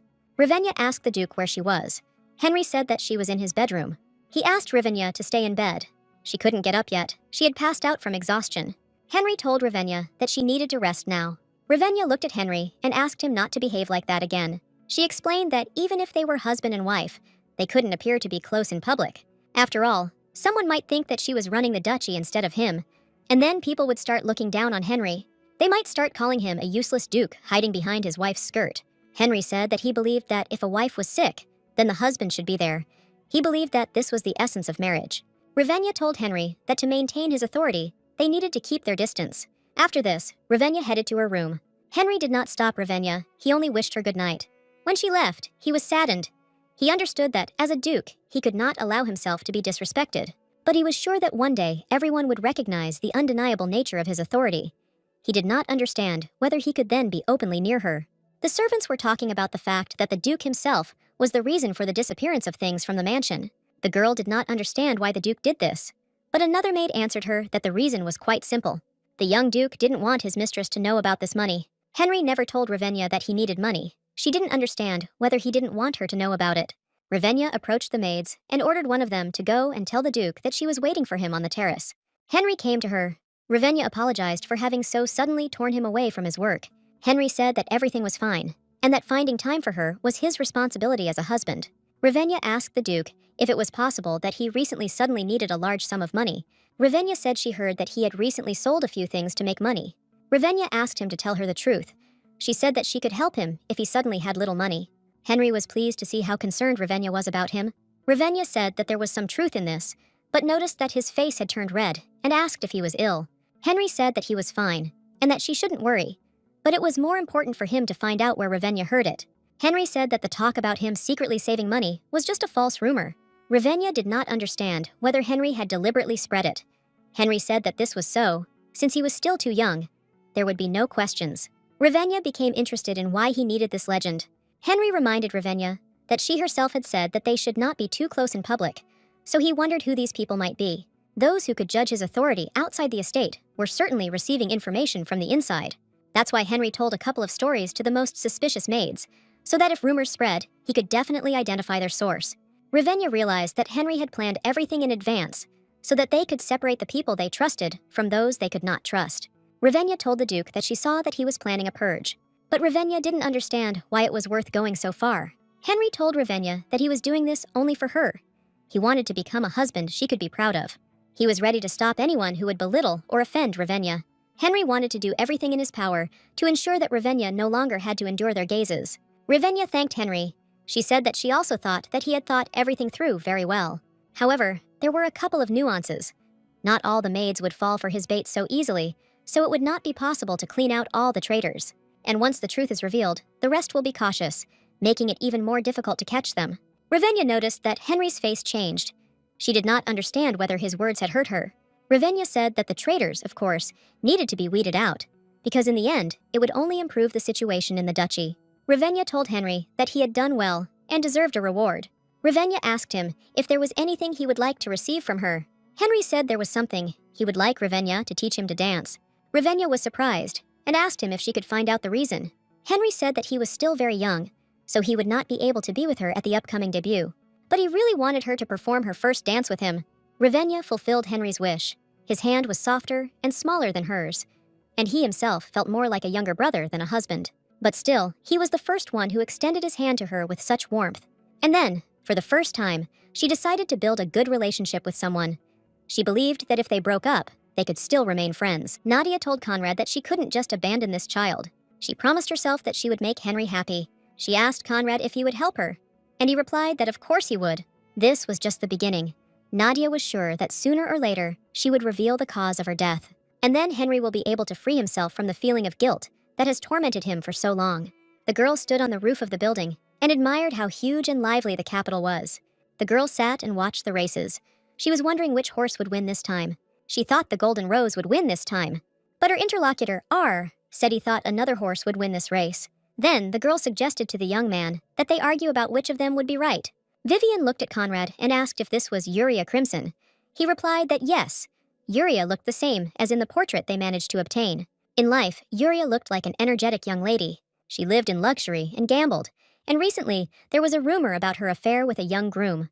Nadia didn't understand whether Crimson was really that kind of person, and Conrad said that it was unclear whether it was true or not, but she didn't have the best reputation. Nadia was sure that all these rumors would definitely surface during the negotiations about marriage with the Duke. She was interested in where Uria most often appeared. And is she really as problematic as they say? She wanted to meet her and see everything with her own eyes. Since Uria arrived in the capital, she has hardly left the hippodrome. However, Nadia could not understand who was constantly next to her. Nadia heard that Lady Crimson had many male friends, which meant that this guy could be her lover. Then a woman suddenly approached Nadia and asked her which horse she would bet on. Nadia said that she wasn't going to bet, but Conrad said that since they had already arrived, they could place a bet. She knew that if she could bet on the winner, it would be easier to get closer to Lady Crimson. Suddenly, Nadia saw that same strange glow again. Nadia pointed out the horse to the woman and said that she was betting on it. The woman said that the horse's name was Big Crow. The woman asked Nadia if she was sure and if she wanted to change her choice before it was too late. White Crow had little experience in racing and was also small in build, so her chances of winning were extremely slim. Vivian also suggested that Nadia bet on another horse, for example, a bright gray one. But Nadia decided to stop her choice on the Big Crow. She said that the Big Crow would be the winner today. The guests placed their bets, and the races began. The two horses immediately took the lead, with Steelscale running behind. So far, the Golden Rose, the one Lady Crimson had bet on, was in the lead. The horses began to approach the first turn. Meanwhile, the Big Crow was still at the start. Vivian asked Nadia not to be upset about the wrong choice, since it was her first time at the races. Yuria was pleased. Her horse was still running ahead of everyone. She was confident of her victory. Nadia didn't understand what was going on, because initially the glow looked different. But suddenly, the Big Crow glowed with that bright light again, and began to rush forward. Lady Crimson was in shock. She was not prepared for this, because her horse was about to be overtaken. The Big Crow was confidently pulling ahead. It was already in fourth place, and was approaching the finish line. Nadia realized that the glow hadn't been her imagination at all. Steelscales was trying to maintain its position, but was gradually slowing down. In the end, Big Crow overtook Steelscale, but Golden Rose still remained in the lead. They galloped with all their might. Golden Rose continued to hold her position, but Big Crow continued to push her out. The Big Crow began to pick up speed, and began to run on par with the Golden Rose. Lady Crimson was still rooting for Golden Rose, asking her to win. Meanwhile, Golden Rose had picked up speed, and now she and Big Crow were riding closely together. The battle was fierce, only 100 meters remained. And now, finally, they crossed the finish line. The horse that overtook all the contenders and won the long-awaited victory turned out to be Big Crow. Vivian was delighted because the horse Nadia had chosen actually won. Nadia realized that it was time for a response. Nadia started to catch up with Yuri. The girl asked her to stop. Yuria asked Nadia to spend a little time with her and talk to her. Nadia turned to Yuria and asked what was going on. Yuria asked Nadia how she knew that Big Crow would win. Yuria asked Nadia if she really was a magician. Nadia did not understand why she was suddenly asking her about such a thing. Yuria said that she asked Ara, and he said that Big Crow is a horse with mana. Here Ara caught up with Yuri. He reminded Yuri that she couldn't run away alone. He was scared, because he thought that he had lost her. Ara was saddened that Yuria constantly made him remind her about safety. Yuria said that she was going to return quickly, but Ara didn't believe her. He thought that if he hadn't found Yuria, she would have gotten lost again. Here Ara turned his attention to Nadia. He asked her not to pay attention to what Yuria told her, and apologized for this performance. He introduced himself to Nadia. The young man's full name was Arcus Flan. He was from the Flan clan. Nadia realized that a man from the Flan clan was walking with Yuria. Ar told Yuria that it was time for them to go. Yuria didn't want to leave. She and Nadia still had something to discuss. Ar asked Yuria why she didn't invite Nadia to the Crimson Mansion then. Yuria realized that this was a great idea and invited Nadia to her place, where she could show her. Nadia smiled at Yuria and said that she would definitely come. Nadia didn't expect her plan to progress so quickly. Nadia told Vivian that since their business was finished, they could return home. Conrad walked away from the girls, when suddenly a man started catching up with him. He told Conrad that they had received a message from a squad that was looking for that gang of criminals. Conrad was extremely displeased, because Duke Boldvon was involved in this again. Henry sat in his office and studied the documents he had received. The butler entered his office and said that he had brought him a new cure for headaches. The doctor said it should work better than the last one. The butler also said that Count Sillin had arrived, and he asked Heinrich whether to send the Count back. But Henry said that the time had come, and asked the butler to take the Count to his office. Count Sillin was sitting in the Duke's office. He told Heinrich that he hadn't seen him for a long time, so he decided to drop by. The Count said he was consumed with pain, and he had learned that a reception had recently been held in Boldvin Garden. He did not understand how Henry could forget about the Sillin family. Henry wanted to talk about this, but the Count interrupted him. The man said he understood. Rivenya was no longer with them, so the Duke must have felt uncomfortable crossing paths with someone from her family. The Count said he was genuinely interested in the news that Henry had restored the garden that Rivenya had cared for. The Count said that he and his wife had discussed everything carefully and made a decision. They decided to make a small garden on their estate. Henry did not understand why. The Count said that it was all because Rivenya really liked flowers. The Count said that he would like to plant the roses that Rivenya loved, but he understood that a garden could not have only flowers. They needed to plant at least a couple of trees and lay out paths to make it comfortable to walk. A fountain would also look great.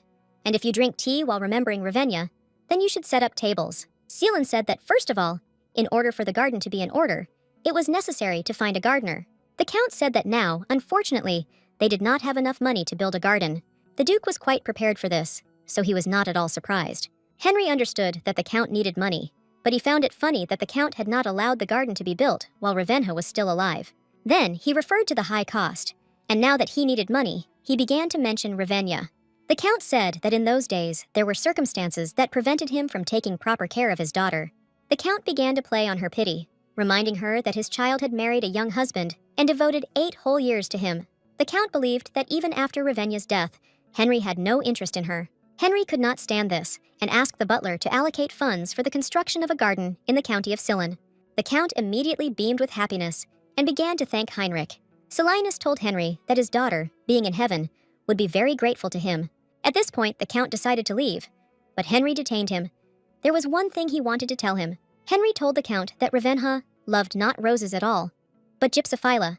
As the Count left the estate, the butler told Henry that as long as he turned a blind eye to such things, the Count's greed would only grow. The butler believed that in the future, the Count would continue to ask for money under various pretexts. Henry understood this, but he could do nothing about it. No matter what the Count was, he remained the father of his wife. After all, without him, Henry would never have met Ravenna. This is the only thing he could do for Ravenna now. Now, something else was more important to Henry. He was interested in what was going on with the issue he had ordered to be dealt with. The butler told Henry that he was right. Conrad had started to be active again. He even went so far as to use a fake identity, Viscount O'Delly. Henry looked at the documents and asked the butler if there was anything else strange. The butler said that Conrad had recently arrived in the capital and had since often been seen with Lady Hess. The butler said that Conrad had probably already received information about this, so they should expect a response. Henry sent his butler to rest and sat down at the table to think about the situation. Conrad was the only and most faithful assistant of his wife, Ravenna. Because Conrad followed only Ravenna, Henry didn't even really see his face. After Ravenna's death, Conrad disappeared without a trace, and Henry did not understand why he suddenly returned. Heinrich was even more curious about why Conrad was now next to Nadia Hess. Suddenly, the window in the office opened and a man entered. Henry looked at the man and asked him who he was and how he got there. The man took off his cloak. It was Conrad. He asked Henry if he was the one who was so desperately trying to find him. Henry immediately realized that it was that same Conrad standing before him. Conrad asked Henry what was on his mind and why he began to interfere in his affairs and force him to appear to him personally. Henry told Conrad that when he disappeared after his wife's death, he didn't really care. He believed that a lost animal had only two paths, eternal wandering or following its master. But then Conrad appeared again, and this alarmed Henry. He knew that Conrad was increasing his capital, but Henry did not understand whether he suddenly needed a large sum of money, or maybe it had something to do with Ravenna's death. Conrad pushed Henry's hand away and said that he was not obliged to answer his questions, since his mistress was Lady Ravenna. Henry was angry with Conrad because he was clearly not telling him something. After the accident, Henry continued to search for any clue related to Ravenna's death, but he never found the culprit. There was no ray of hope when countless investigations left Henry with nothing but pain and torment. Then he began to think that it really was an accident, but recently, strange things started happening. Someone appeared who knew a 100-year-old story that everyone had forgotten, and information kept only in the Boldvon family. And now Conrad, who lived like a dead man, showed his face. And at the center of it all was Nadia Hess. Heinrich wanted to know what Conrad and Nadia were up to and what they knew. Conrad told Henry that his answer remained the same. He had nothing to say. Conrad told Henry that his delusions had nothing to do with him, but he wanted to give him advice. Conrad asked Henry to let go of the past, because he could do nothing, and only in this way would he pay tribute to Ravenna. But Henry didn't understand how Conrad could say such a thing. Henry wasn't the type to do that just like that. Henry was walking down the corridor and was stopped by the butler, who was wondering where the gentleman was heading at such a late hour. Heinrich asked Alice where Nadia Hess was now, and he replied that she had gone to the capital to prepare for her debut. Henry asked Alice to immediately prepare everything necessary for departure to the capital. Conrad's reaction was as Henry had expected. Now he could only hold on to one person. For Nadia Hess, he needed to meet her as soon as possible. Vivian was delighted. The tour of the capital was fun, and she was also able to see many beautiful dresses. Vivian and Nadia wanted to enjoy everything to the fullest while they were in the capital. Nadia would have liked Conrad to join them too. She didn't understand where he went, leaving only a note. Vivian didn't understand why they had to go through all this trouble when she could just sneak into the Crimson estate. Nadia said that although Count Crimson was the prime suspect, they couldn't say for sure yet. Nadia believed that they needed solid evidence, so they should first examine everything carefully. And if they're lucky, they might even learn some unexpected details. At the races, Lady Crimson made a good first impression on Nadia and Vivian. Nadia believed that if Count Crimson turned out to be innocent, then the marriage of Yuria and Heinrich was practically a foregone conclusion. Then another girl will stand next to Henry. Then someone called Nadia. She became wary. The voice seemed familiar to her. Nadia turned towards the man and saw that there was no one there. Nadia was scared. But suddenly, this voice told her that he was a little lower. Nadia looked at the ground and noticed that there was a young guy lying there. It was R. Nadia looked at Ara and asked if he was okay. She gave him her hand to help him up. R smiled and said that he was fine and that he was already used to falling. Arcus Flan, junior lord of the Duchy of Flan and cousin of Yuria Crimson. Until Nadia found out about the relationship between Yuri and Arcus, she thought that they were dating. R said that he came to meet her, since Yuria was not ready yet. He thanked Nadia for coming. Nadia also thanked them for the invitation. She noticed that R was more open than she thought. Nadia asked Ara if he, like Yuri, was also interested in horse racing. R said that this was not entirely true, and said that he had simply followed Yuri that day. Nadia asked him how he managed to immediately choose the horse that would win. R said that it was all because he saw mana shining inside the big crow. R explained that this was the source of power. If mana was awakened, the likelihood of manifesting power beyond its own limits would increase. That's why R chose it, mana. It is a natural force that all living things have. Mana was always present, moving with their life force. However, only a small number of talented people could sense or awaken mana. R would be glad if Nadia could see mana. Then they would discuss much more. Nadia said that she saw something similar. Nadia said she saw Big Crow's heart sparkle like a jewel. Nadia wasn't sure it was mana, and she had no way to prove it.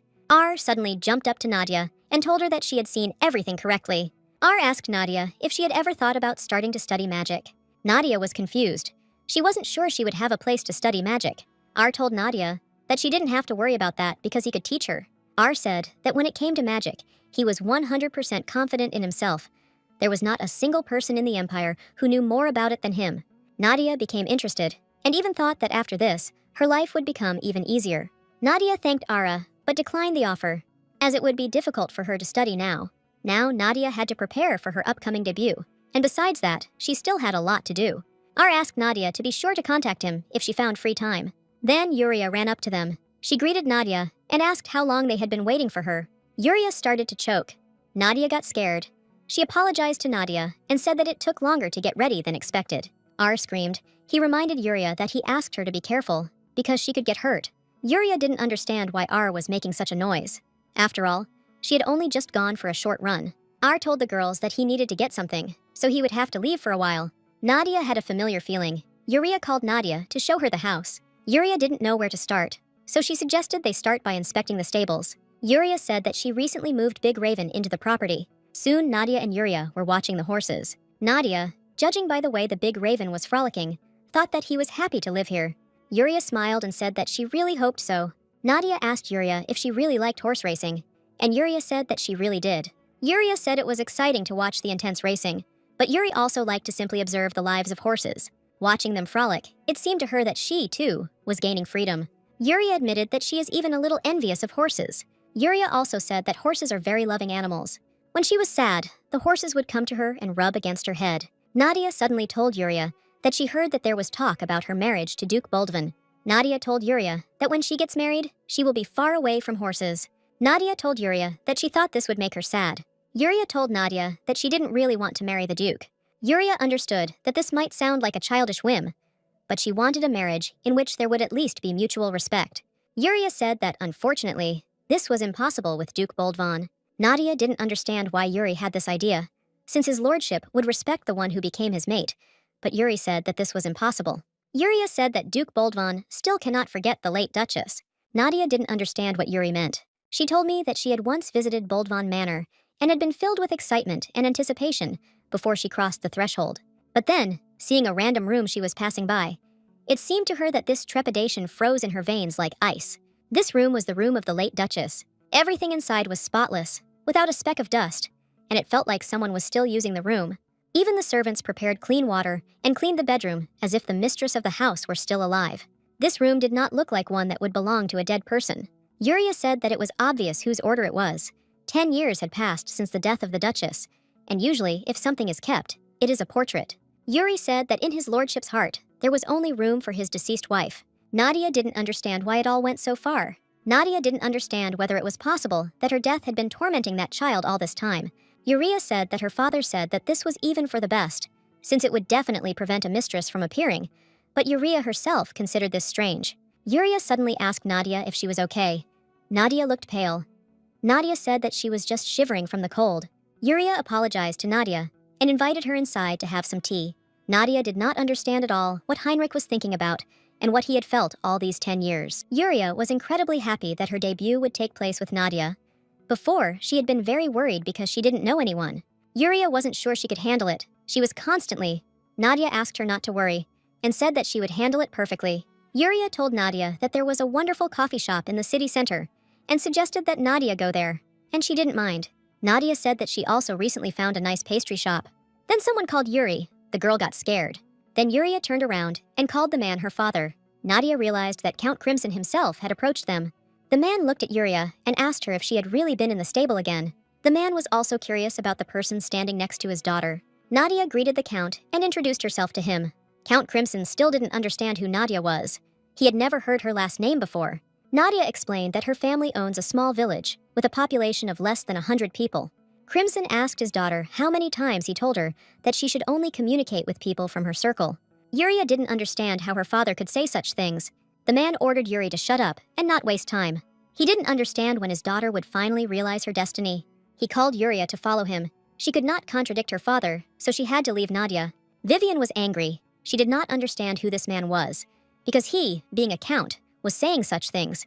Nadia said that Crimson was not just a count, and if he intermarried with the Boldvan family, he could become a marquise. Vivian was also shocked by Yuri, because she behaved so friendly with Nadia, and then followed the count without saying a word. Nadia told Vivian that this was definitely not her sincere intention. Nadia believed that perhaps Yuria was fighting all alone. Nadia understood that breaking free from the family's control was never an easy task. Nadia told Vivian that they had finished their business and could return to the estate. Nadia decided to find another way to get closer to the Count. But then R caught up with Nadia and asked her to stop. Yuri told him everything. He asked Nadia for forgiveness, because she was invited as a guest, and they treated her like that. Nadia said that everything was fine. Nadia asked Ara to tell Yuria not to worry. R took an envelope out of his pocket and asked Nadia to accept it. It was an invitation. R explained that they would soon be holding a social reception. R told Nadia that he would be very glad if she visited him. Nadia thought that Flan and Crimson were at home. They were relatives and had close relationships, so getting closer to R was a good option. Nadia thanked Ara for the invitation and said that she would definitely come. R was delighted and thanked Nadia, but R was worried that she would refuse him. R said that he would look forward to that day and said goodbye to Nadia. Nadia was pleased. The problem she had just been worried about was solved. Suddenly, Vivian told Nadia that she thought the young lord had feelings for her. Vivian told Nadia that R looked confused when he talked to her, but Nadia thought it was because of the manna. Nadia told Vivian that she needed a new dress for the reception and asked Vivian for a favor. Vivian told Nadia that she didn't have to worry about it. Vivian turned to Nadia and asked if she had known from the very beginning that R was a magician. Nadia replied that yes, and since he was close to Yuri, Nadia found out a little about him. Vivian was curious. Usually mages were eager to make a name for themselves, but she hadn't heard anything about him. R did not seem to Nadia to be a person interested in power. She understood that trouble would be inevitable if someone found out about his peculiarities. Nadia thought about Conrad, and he immediately appeared in the doorway. He said that he had just returned and asked Nadia to tell him if she needed anything. Nadia said that she didn't call him for orders. She was wondering where he had been all this time. Nadia thought that Conrad did not want to talk about it and said that he was not obliged to report if it was personal. But Conrad suddenly said that he had met with the Duke of Boldvan. Conrad said that it seemed like Henry had been following him. Conrad told Nadia that Heinrich not only interfered with the search for the key, but also deliberately lured it out. Nadia told Conrad that there was no need for him to take the bait. Nadia realized that Conrad had a reason to meet with Heinrich. Conrad told Nadia that his priority was her happiness. Nadia told Conrad that she did not want to return to her old life, but at the same time, she could not leave Duke Boldvan. Nadia couldn't ignore this child. Only by finding the killer could she help Henry throw off his burden. Therefore, for Nadia's freedom, Conrad decided that the only option was to help Heinrich free himself from the shackles of the past and face reality. Henry still clung to that time and could not let go, but Ravenna would never return to the living. Conrad realized his mistake and apologized to Nadia. Due to his impatience, he had acted rashly. Nadia asked Conrad to raise his head. She told Conrad that he was right. Nadia also needed these words to bring her down to earth. Nadia was full of doubts, but she did not want to become Riven again.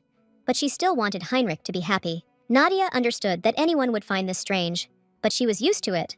In her past life, everyone considered her strange. Nadia understood that it was beyond her powers. She would not be able to make him happy. But Nadia believed that if the past wouldn't let him go, then it was also her fault.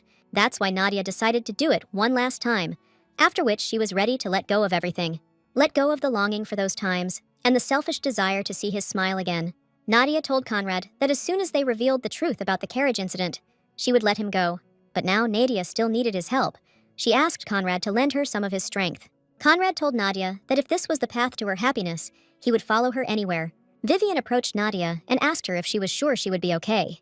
Nadia said that everything would be fine, because she had finally stepped on the right path. Yuria sat in the room and thought about what had happened. She thought Lady Hess was disappointed in her. After all, Nadia bought wonderful desserts, but in return received only a disgusting attitude. Here, Yuria remembered that R said that he invited Nadia to the reception. Yuria wanted to apologize to Nadia there. Yuria couldn't stop thinking about it. She was afraid that Nadia wouldn't forgive her. Then a servant came to her and said that Duke Boldvon had arrived at the estate. Henry and Yuria were sitting at the table. Henry apologized to her for such an unexpected visit. Yuria told Genrick that everything was fine and asked him what brought him to her. Henry asked Yuria if Lady Hess was with her. Yuria said that she had just recently left the estate. Henry was upset because he arrived as soon as he heard that Nadia was at the Crimson Estate, but in the end, he let her slip right from under his nose. Yuria became curious why Henry was looking for Lady Hess. She had never seen him like this before. Then it dawned on Yuri. She didn't understand whether Heinrich was really interested in Nadia Hess. She was terribly curious, but she couldn't ask directly. It seemed rude to her. Yuria told Henry that Lady Hess might attend the Flan family reception. Henry turned to Yuria and asked her if she could help him. A couple of days passed, and the day of the reception at the estate of the Duchy of Flan arrived. As expected, the reception was truly magnificent. Everything was on a completely different level. It was worthy of one of the two ducal houses of the empire. People were sure that the Crimsons would attend this reception, as they had always had close ties to the Flan family. Vivian and Nadia had already arrived. Vivian had managed to meet some man and take something from him.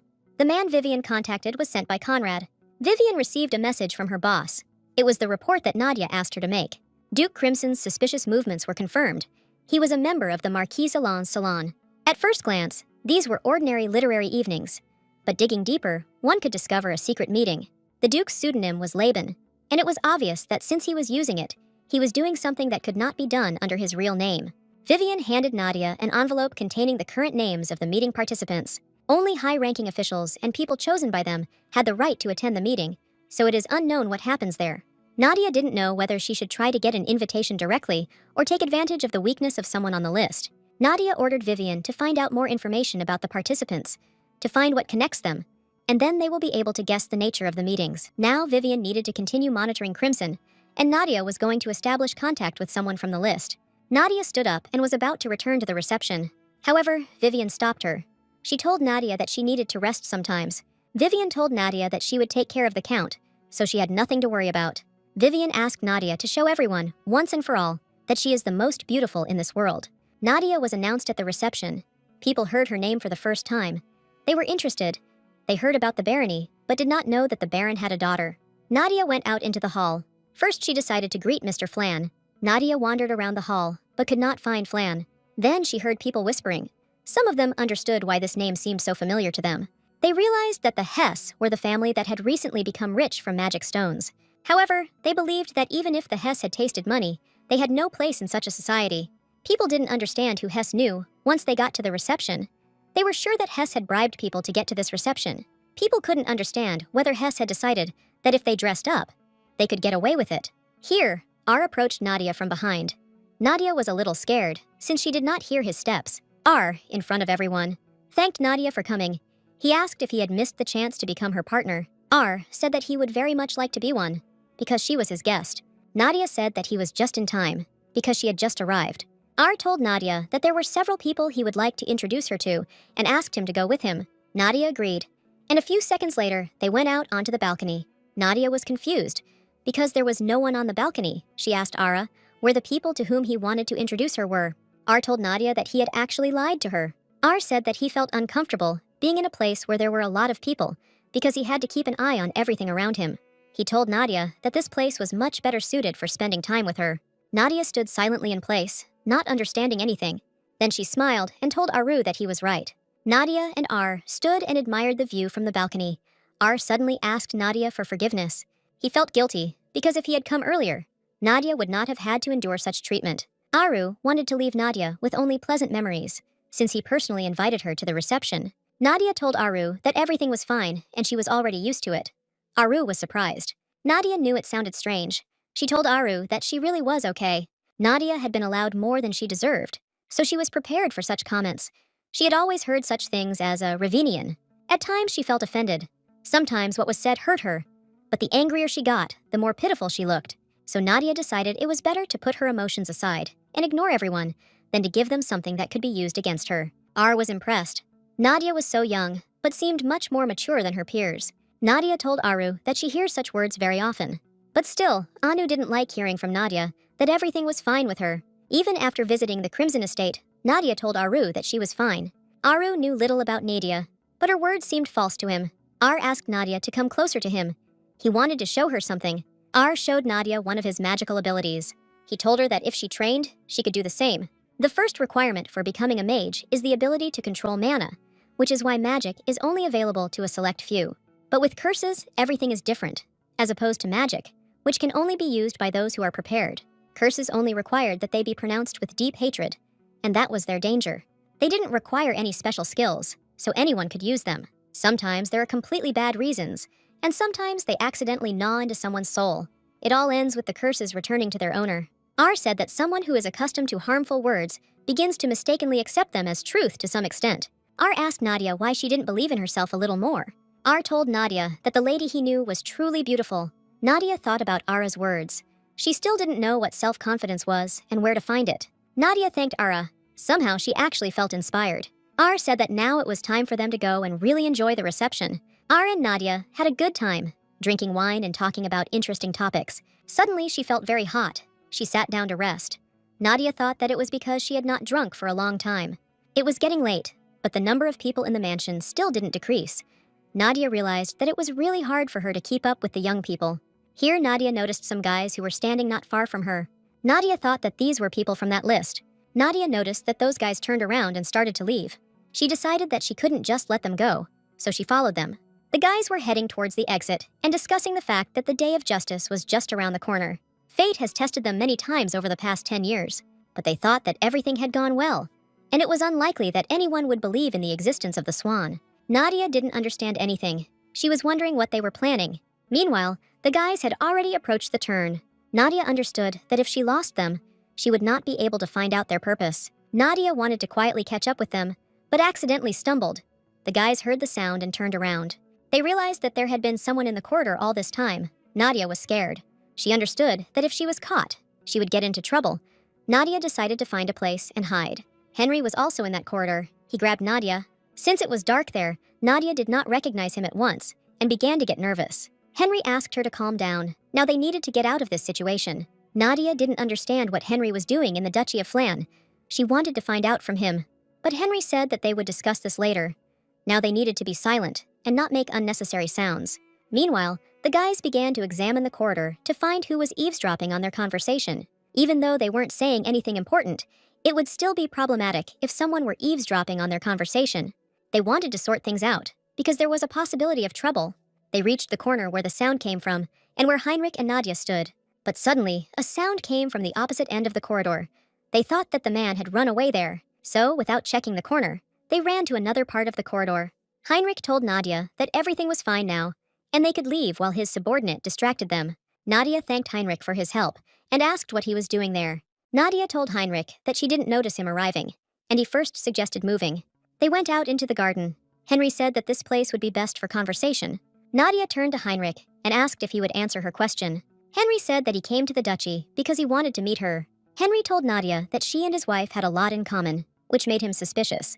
It seemed strange to him that every time he followed his wife's trail, he came across Nadia. Henry told Nadia that he was sure that she definitely knew something related to Ravenia, but was hiding it from him. He told Nadia that it didn't matter to him why she was doing this, since there was a hint of Ravenia's trail, and he was ready to do everything to find it. And if necessary, even at the expense of Nadia's safety. Nadia asked Heinrich if he was telling her this because he had changed his mind. There were many controversial points, taking into account what had just happened. There was a lot of strangeness in Nadia's behavior. However, that day, it seemed to Heinrich that Nadia's voice sounded as if she was in more pain than he was, and her eyes, which immediately brought to mind Ravenia, gave Henry no peace. Henry told Nadia that this was the last chance he could give her. He promised to believe her at least this time if she answered his question. He asked Nadia to make the right choice at least this time. Nadia understood that in reality, she didn't even have the opportunity to refuse. Nadia told Heinrich that she agreed to tell him everything. Eventually, Nadia told Henry that she, like Conrad, were secret followers of Riven. Based on suspicious evidence at the scene, they determined that Ravenya's death had been staged. Henry realized that Nadia was following Crimson because he was the prime suspect. Henry was still interested in many things, and he was glad that he at least understood the big picture. Nadia also told Genrik about the Alan salon. Henry said it was no wonder Conrad had difficulty approaching him, as the salon was under the protection of the imperial family.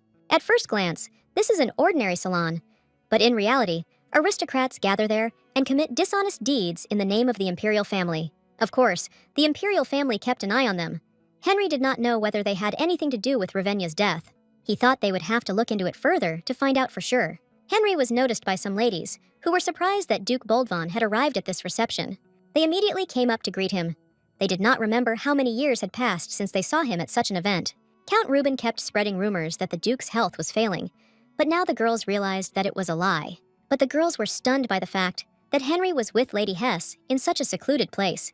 Nadia wanted to explain everything to the girls, but Heinrich stopped her. Heinrich asked Nadia if she agreed that their goals coincided. Henry told Nadia that he would be very grateful to her if she helped him a little. Nadia didn't understand what he was talking about or what he was going to do. Henry said that it was indeed too late.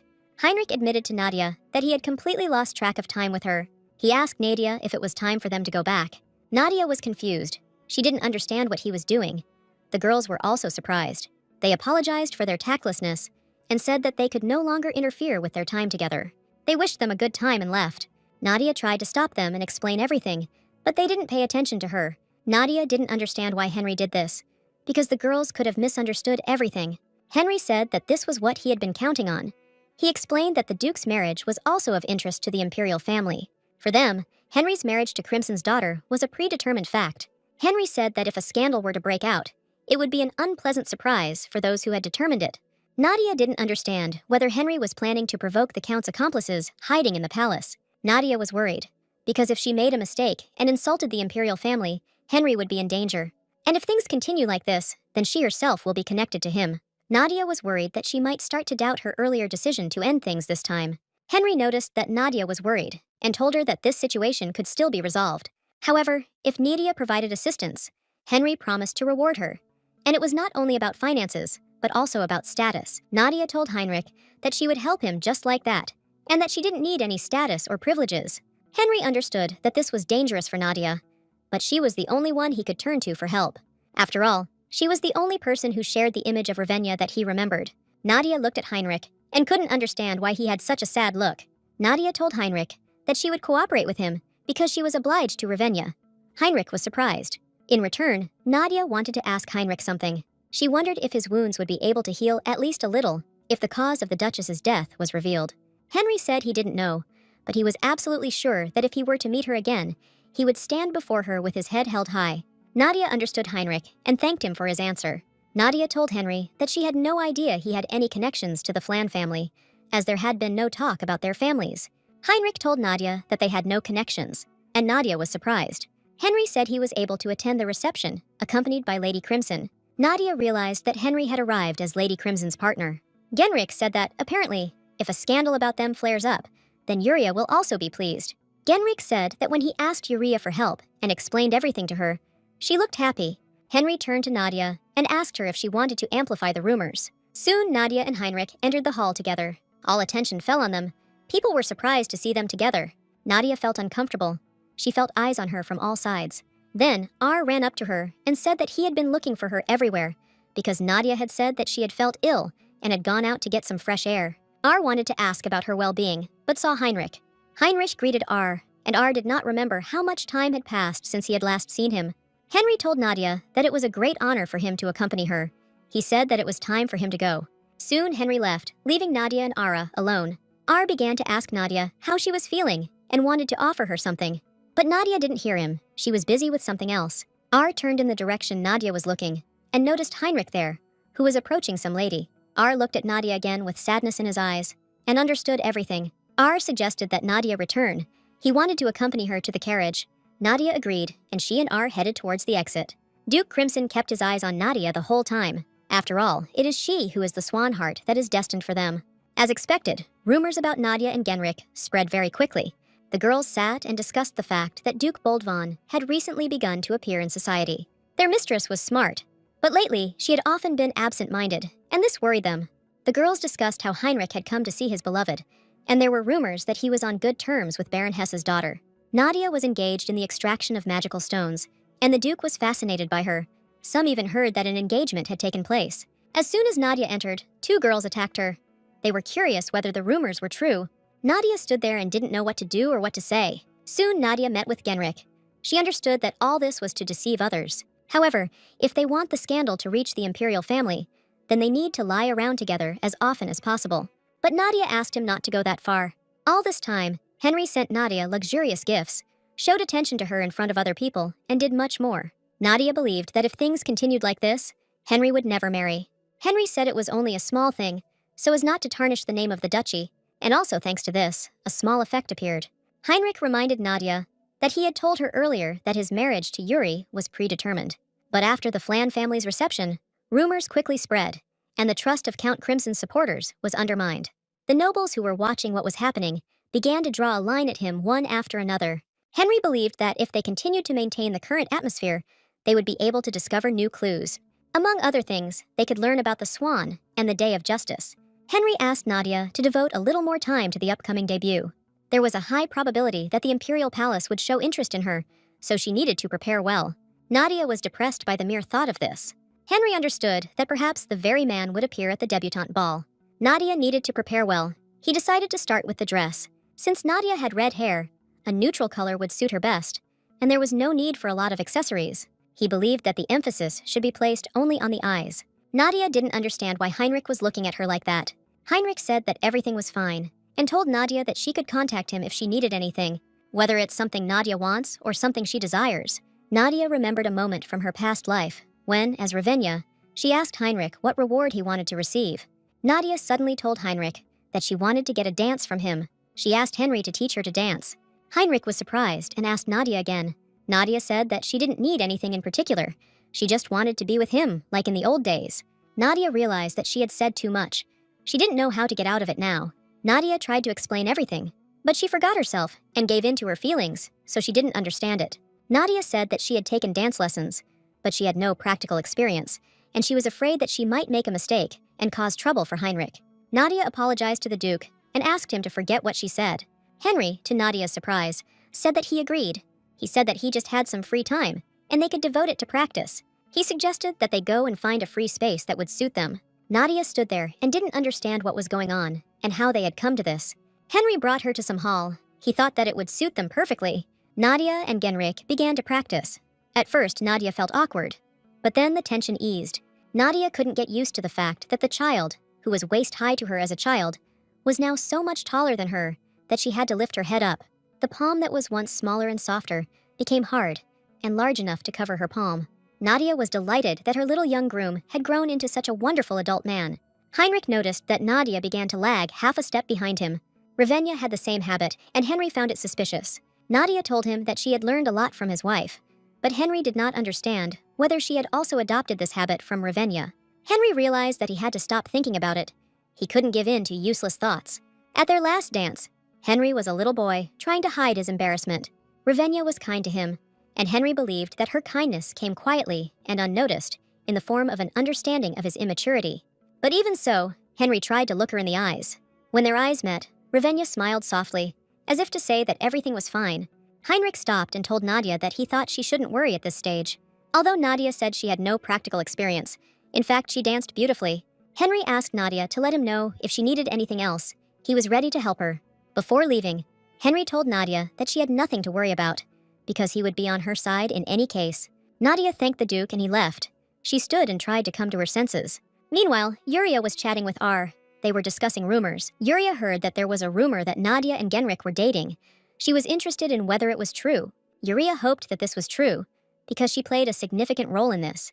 Yuria believed that this would certainly help her when she made peace with Nadia. R sat and was silent. He thought about all this.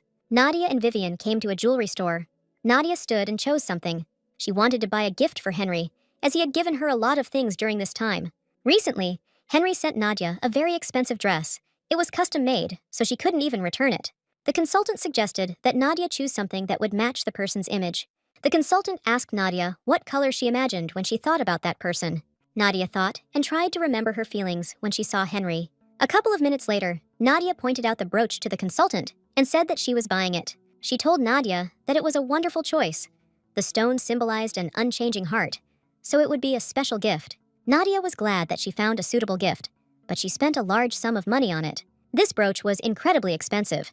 Nadia was lucky that she had enough money, but after the purchase, she had nothing left. Suddenly, Nadia heard someone shouting not far from her. It was Yuria. She was screaming and asking them to leave her alone.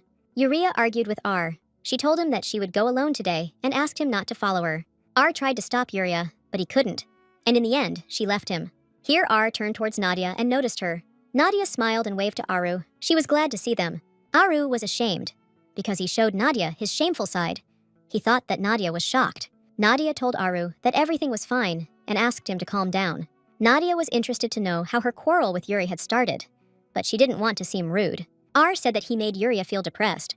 Earlier, a street performance was taking place in the square. Yuria, attracted by the singing, tried to enter the crowd.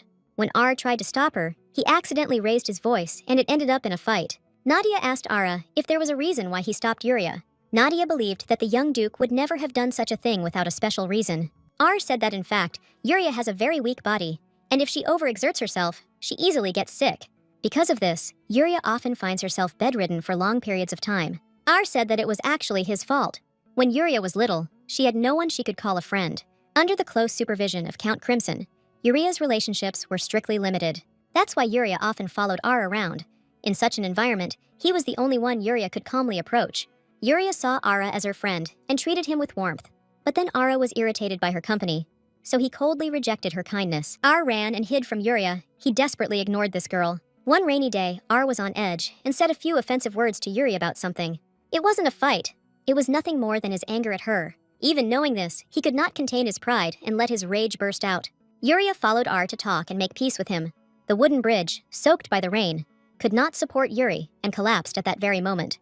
A strong current quickly swallowed Yuria, and from that day on, the girl suffered from illness for a long time. R blamed himself for this. He believed that if he had not turned away from her then, this would not have happened. From that day on, R became very anxious. He was afraid that what he did to Yuria actually made her suffer. Nadia sat and silently listened to Ara all this time. She sympathized with him. R smiled and asked Nadia for forgiveness. He said that it was an uncomfortable topic and suggested that Nadia forget about it. But Nadia suddenly told Aru that there was no need to forget anything and that she understood him perfectly. Nadia knew firsthand that the more valuable a person is, the more cautious you become, without even knowing how the other suffers from it. And in the end, you can't help but do it because it's necessary. Nadia asked Ara not to blame himself. She believed that Yuri knew for sure that his intentions were driven by anxiety. Nadia said that when you have a conflict with someone you love, it's enough to simply share your true feelings and make peace. Nadia said that while they were alive, everything could be fixed, even if it seemed like it was too late. Nadia asked Ara if it would be nice to get rid of some of this anxiety. Nadia told Aru that she could help him if he needed a reason to approach Yuria. R relaxed and lay down on Nadia's shoulder. She was surprised. R straightened up and told Nadia that he felt a moment of relief and forgot himself. R thanked Nadia for calming him down. He believed that Nadia was truly a good person. Nadia reminded Aru that not long before this, he had also tried to calm her down and had succeeded. Nadia told Aru that he was also a very good person. R told Nadia that if she ever needed his help, she could contact him. He promised Nadia that he would try to help as much as he could, no matter what she asked for. Nadia smiled and thanked Ara. She was pleased to hear that. Yuria walked and thought about what had happened. It seemed to her that she had been too cruel. She was angry and lost her patience because he did not let her do what she wanted. Yuria understood that R was worried about her. Yuria decided that she needed to go back and apologize to him. Yuria wandered the streets looking for Ara, and eventually she found him. But she didn't understand what he was doing with Nadia. Yuria was afraid that Nadia was still angry with her because of that incident at her estate. Yuria decided that this was her chance. She had not seen Nadia since that day, so she had no opportunity to apologize. They couldn't meet at Ara's party. Yuria looked for her all evening, but couldn't find her. Yuria believed that today, God had finally given her the perfect chance to apologize. Yuria stood and thought about where to start and what to say to Nadia. To begin with, she wanted to start with the arrival, because they had not seen each other for a long time. Then she wanted to say that she made a mistake that day, and that she was sorry, and also to say that she did not agree with her father's ideas. Then Yuria wanted to invite Nadia to be friends. Yuria plucked up her courage and headed towards Nadia and Ara. But then, suddenly, from behind Yuri, someone called out very loudly. Yuria turned around and saw the girl, who said that she hadn't expected to meet her. She thought that Yuria had also come shopping. The girl asked Yuria if she was alone and began looking around to find her companion. Soon the girl noticed a bench on the other side, where Nadia and R were sitting. The girl immediately recognized Nadia and asked Yuria if she was the girl who seduced Duke Boldvan. The girl thought that Nadia was now flirting with the young Duke of Flan. She considered Nadia greedy. The girl wanted to interact with Yuria. She asked Yuria if she wanted to go and put Nadia in her place. Yuria approached Lady Headington and asked her why she was insulting Lady Hess. Yuria said that R and Lady Hess were already acquainted. Yuria asked the girl not to disgrace Nadia with such vulgar words. Yuria said that she was worried about them. She said that she would not let it go if she started to belittle the people she cared about again. Lady Headington was angry and told Yuria that she only wanted to help her. Then Nadia and R approached Yuria and Lady Headington. Yuria was perplexed. She didn't understand from what point Nadia had been standing there. Yuria was afraid that Nadia would think that she had slandered her. In fact, Nadia stood and looked at Yuri. She was, of course, interested in what happened, but she did not blame Yuri. Yuria thought that Nadia thought that she said all this and was upset. Yuria was desperate. Her plan had gone awry, and she was getting into even more trouble. Nadia looked at Yuri and said that she wanted to talk about what happened, but did not have time to say a word. Yuria screamed that there had been a misunderstanding. She said that she didn't think so, and had never discussed Nadia at all. Nadia asked Yuri to calm down. She explained that this was not what she wanted to say. Nadia wanted to thank Yuri. Yuria told Nadia that even though she hadn't spent much time with her, she was sure that Nadia was a good person. Yuria told Nadia that when they first met, she wanted to get closer to her. Yuria was upset. Everything didn't go according to plan from the very beginning. She hated looking so pathetic. Yuria, with tears in her eyes, told Nadia that she just wanted to be friends with her. Yuria said she regretted every day after leaving Nadia back then. Yuria confessed to Nadia that she wanted to sincerely apologize to her and ask her to become her friend. Yuria cried even harder because she thought that she had completely ruined everything today. Nadia approached Yuria and said that she hadn't ruined anything and everything was fine. Nadia told Yuria that this was the first time she had encountered such a situation, so she didn't quite know how to react. Nadia didn't know what to answer, but she was sure of one thing. Nadia told Yuria that she was grateful to her. She was glad that Yuria was angry with that girl because of her, and because she wanted to be friends with her. Nadia told Yuria that she felt the same way, and wanted to be friends with her too. Yuria thanked Nadia and promised her that she would be a good friend. R joined their conversation and said that on such a wonderful day, they needed to create even more pleasant memories. R suggested going for a walk in honor of their friendship. Yuria didn't understand when R managed to become friends with Nadia. R told Yuria that her friend was his friend too. Nadia, R, and Yuria were walking around the capital and looking for a place to sit. Soon, R, Yuria, and Nadia were sitting in the central coffee shop that R had noticed. In the evening, Yuria, tired from the whole day, returned home and fell onto the bed. She was happy that she had made peace with Nadia and even went shopping with her, like a real friend. Even though everything didn't go according to plan, Yuria was glad that everything worked out for her. Then a servant came to Yuria and informed her that her father was waiting for her. Yuria walked down the corridor, thinking that her father had called her because he had heard rumors about Nadia and Genrik. Yuria understood that her father would be furious because he tried in every way to marry her to Heinrich. The girl was scared and didn't really want to go to her father. Yuria stood outside her father's office and thought about what she should tell him. Yuria remembered that she had promised Nadia that no matter what happened, if she was insulted, she would not remain silent. After all, she finally started communicating with someone other than Ara. Yuria collected her thoughts, plucked up her courage, and entered her father's office. Father asked Yuria if she knew that a very interesting rumor had recently started circulating about Duke Boldvan. Yuria realized that she was right when she thought that her father called her because of this. Count Crimson walked up to his daughter and raised his hand. Yuria closed her eyes. She thought he was going to hit her, but the Count simply asked his daughter not to worry about it. The Count told his daughter that he understood that it would not be easy, but he believed that this was just a temporary noise, and this place belonged to her. The Count told Yuria that nothing had really changed. Yuria didn't understand anything. She saw that her father wasn't angry with her, but she didn't understand what he meant.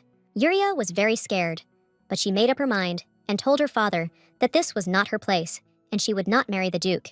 The Count stood and understood how his daughter could say such a thing to him. Yuria said that she is rooting for the relationship between Genrik and Nadia, but even if they don't get married, her choice will not change. The Count got angry and ordered his daughter to stop talking this nonsense, because she didn't even have a choice. Yuria said that she no longer wanted to do anything that would make her feel ashamed, even though she would have to go against her father's will. Yuria said that for this reason, she would definitely not marry Duke Boldvan. As expected, Count Crimson did hit his daughter. The Count told Yuria that he had made a mistake in placing any expectations on her. The Count considered his daughter to be a useless thing, but he was not going to give up. Even though the problem had arisen, he still had a chance. Yuria was perplexed. She did not understand what her father was going to do. The Count said that if the instrument is broken, the method is quite simple. He just needed to find himself a new instrument. Here was the heart of the empire, entry to which was prohibited without the consent of the emperor. When spring was in full bloom, the debutante ball began, an event attended by young girls who had come of age. They officially revealed their names to high society, so all the noble people of the empire gathered there. Hundreds of different dresses were sewn for this day. Invitations to this ball were sent throughout the empire. For some, this ball was the only chance to greet the imperial family in person.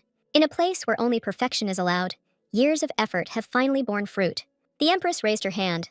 It was a greeting on her part. This single movement determined the honor of an entire family. The emperor and empress stood up, and the emperor congratulated the girls on reaching adulthood. He wanted the words of this day to make their lives only brighter. He blessed their new journey. The emperor told the descendants of the empire that they could now enjoy their performance with all their hearts. Nadia's parents were proud of her, because just yesterday she was still a baby, and today she was already greeting Her Majesty the Empress. Nadia thought that her parents were tired from the long trip, and she was grateful to them for coming. But they told Nadia that everything was fine, and that in the end, it was their responsibility as parents. Nadia's mother was grateful to her daughter for the invitation. She considered Nadia the most charming in the world. R and Yuria were also at the ball. R was proud of Yuria, but the girl herself was very afraid of making a mistake. R said that her curtsy was perfect, but something was bothering Ara. He had noticed the abrasion on Yuria's face a long time ago and wanted to know what had happened. Yuria said she was fine, as she had accidentally scratched herself while fixing her makeup. Yuria was worried. She didn't understand whether it was really that noticeable. R said that everything was fine, and the abrasion wasn't particularly visible. Yuria began to look around and noticed that her father had not come to this event. She was haunted by his words spoken the day before. She was also incredibly upset that her father called her a useless thing. Yuria hoped that her father said this out of emotion, and that he didn't really think so. Meanwhile, the ball was in full swing. People were having fun and dancing. Nadia wandered around the hall looking for Heinrich, but she couldn't find him. She was worried, because Heinrich was not one to be late. Then someone called Nadia, and she immediately recognized the woman by her voice. Nadia bowed to the girl and said that it was an honor to meet her. This girl was Charlotte Cardia, the first princess of the Cardia Empire. Charlotte was also glad that she and Nadia finally met. Charlotte went down to Nadia and told her that she could raise her head. Nadia had been a constant topic of conversation in high society lately, and Charlotte was always curious to know what kind of person she was. Now, Charlotte saw that Nadia was quite an ordinary woman to be the center of such conversations. Then Charlotte said that it didn't matter. In fact, she wanted to ask Nadia one question. Charlotte was taught that it is best to listen to the interested party's opinion directly. Charlotte told Nadia that she intended to propose to Heinrich, and she was interested in what Nadia thought about it. Nadia told Charlotte that she believed that she should have one of the best people in the empire by her side, like Duke Boldvan. Charlotte said that she heard that Nadia was Henry's beloved. She didn't understand whether Nadia would give in to her so easily. Nadia told Charlotte that for her, the princess's desire came before her feelings. Charlotte didn't expect that Nadia would just refuse Heinrich. She became bored. But Nadia suddenly told Charlotte that she would never join the Boldvan family. Charlotte was surprised when Nadia said that the Boldvan family has been known as the Sword of the Empire since ancient times. The sword protects the imperial family and is not hidden behind it. This order has never been violated since the very foundation of the state. From the fact that Charlotte was doing things that were disruptive to the order, Nadia realized that Charlotte cared about the empire more than anyone else. Charlotte laughed and told Nadia that despite being a lowly daughter of a baronial family, she was quite brave. Charlotte smiled and told Nadia that she liked her very much. Charlotte asked Nadia how she knew she was testing her. Nadia told the princess that she was not in a position to judge her intentions, and she simply trusted her as the future monarch. Charlotte noticed that Nadia was quite cheeky for a girl who had just made her debut. Charlotte found it strange that such a man could come from the fading Hesse family. Charlotte decided that Baron Hesse was in luck, and she found all this very interesting. The emperor sat on the balcony and was bored, watching the ball. Then the Or turned around and saw someone. He was very happy about this person. It was a young girl named Tasha. The emperor asked her where she had been all this time. Tasha replied that she had been watching him from the side. Tasha told the emperor that even if he never sees her, she is always watching him. Nadia noticed all this. Charlotte too. She was glad that the girl finally appeared. Nadia asked Charlotte who the girl was, and she replied that it was Tasha, the emperor's mistress. Nadia understood who Vivian was talking about. She was saying that the emperor was madly in love with his favorite, which created problems. He was busy with this girl and had no time for politics, which is why he had been in a cold war with the empire for a long time. Nadia didn't understand what had happened. The relationship between the emperor and empress, whom she had known before, was at least built on respect. Charlotte noticed someone and told Nadia that it was time for her to go. It was Henry. He told Charlotte that he expected her to be here. Charlotte asked Henry why he was late, because he should be next to his beloved at her special moment. Henry told Charlotte that he would handle his own affairs, but he was curious about what they had discussed. Charlotte smiled at Henry and said that they were discussing women's secrets. After this, Charlotte left, wishing Henry and Nadia a pleasant time. Heinrich asked Nadia what they were talking about and whether something had happened. Nadia said that everything was fine. Henry realized that Charlotte was once again doing as she pleased. Nadia didn't understand whether Henry was close to the princess. She thought they were friends. Nadia suddenly felt unwell. She had the feeling that she was suffocating. Heinrich noticed this and asked Nadia what was wrong with her. But Nadia said that everything was fine. Nadia said that she was just very nervous. Heinrich approached Nadia and asked her if she would mind dancing with him then.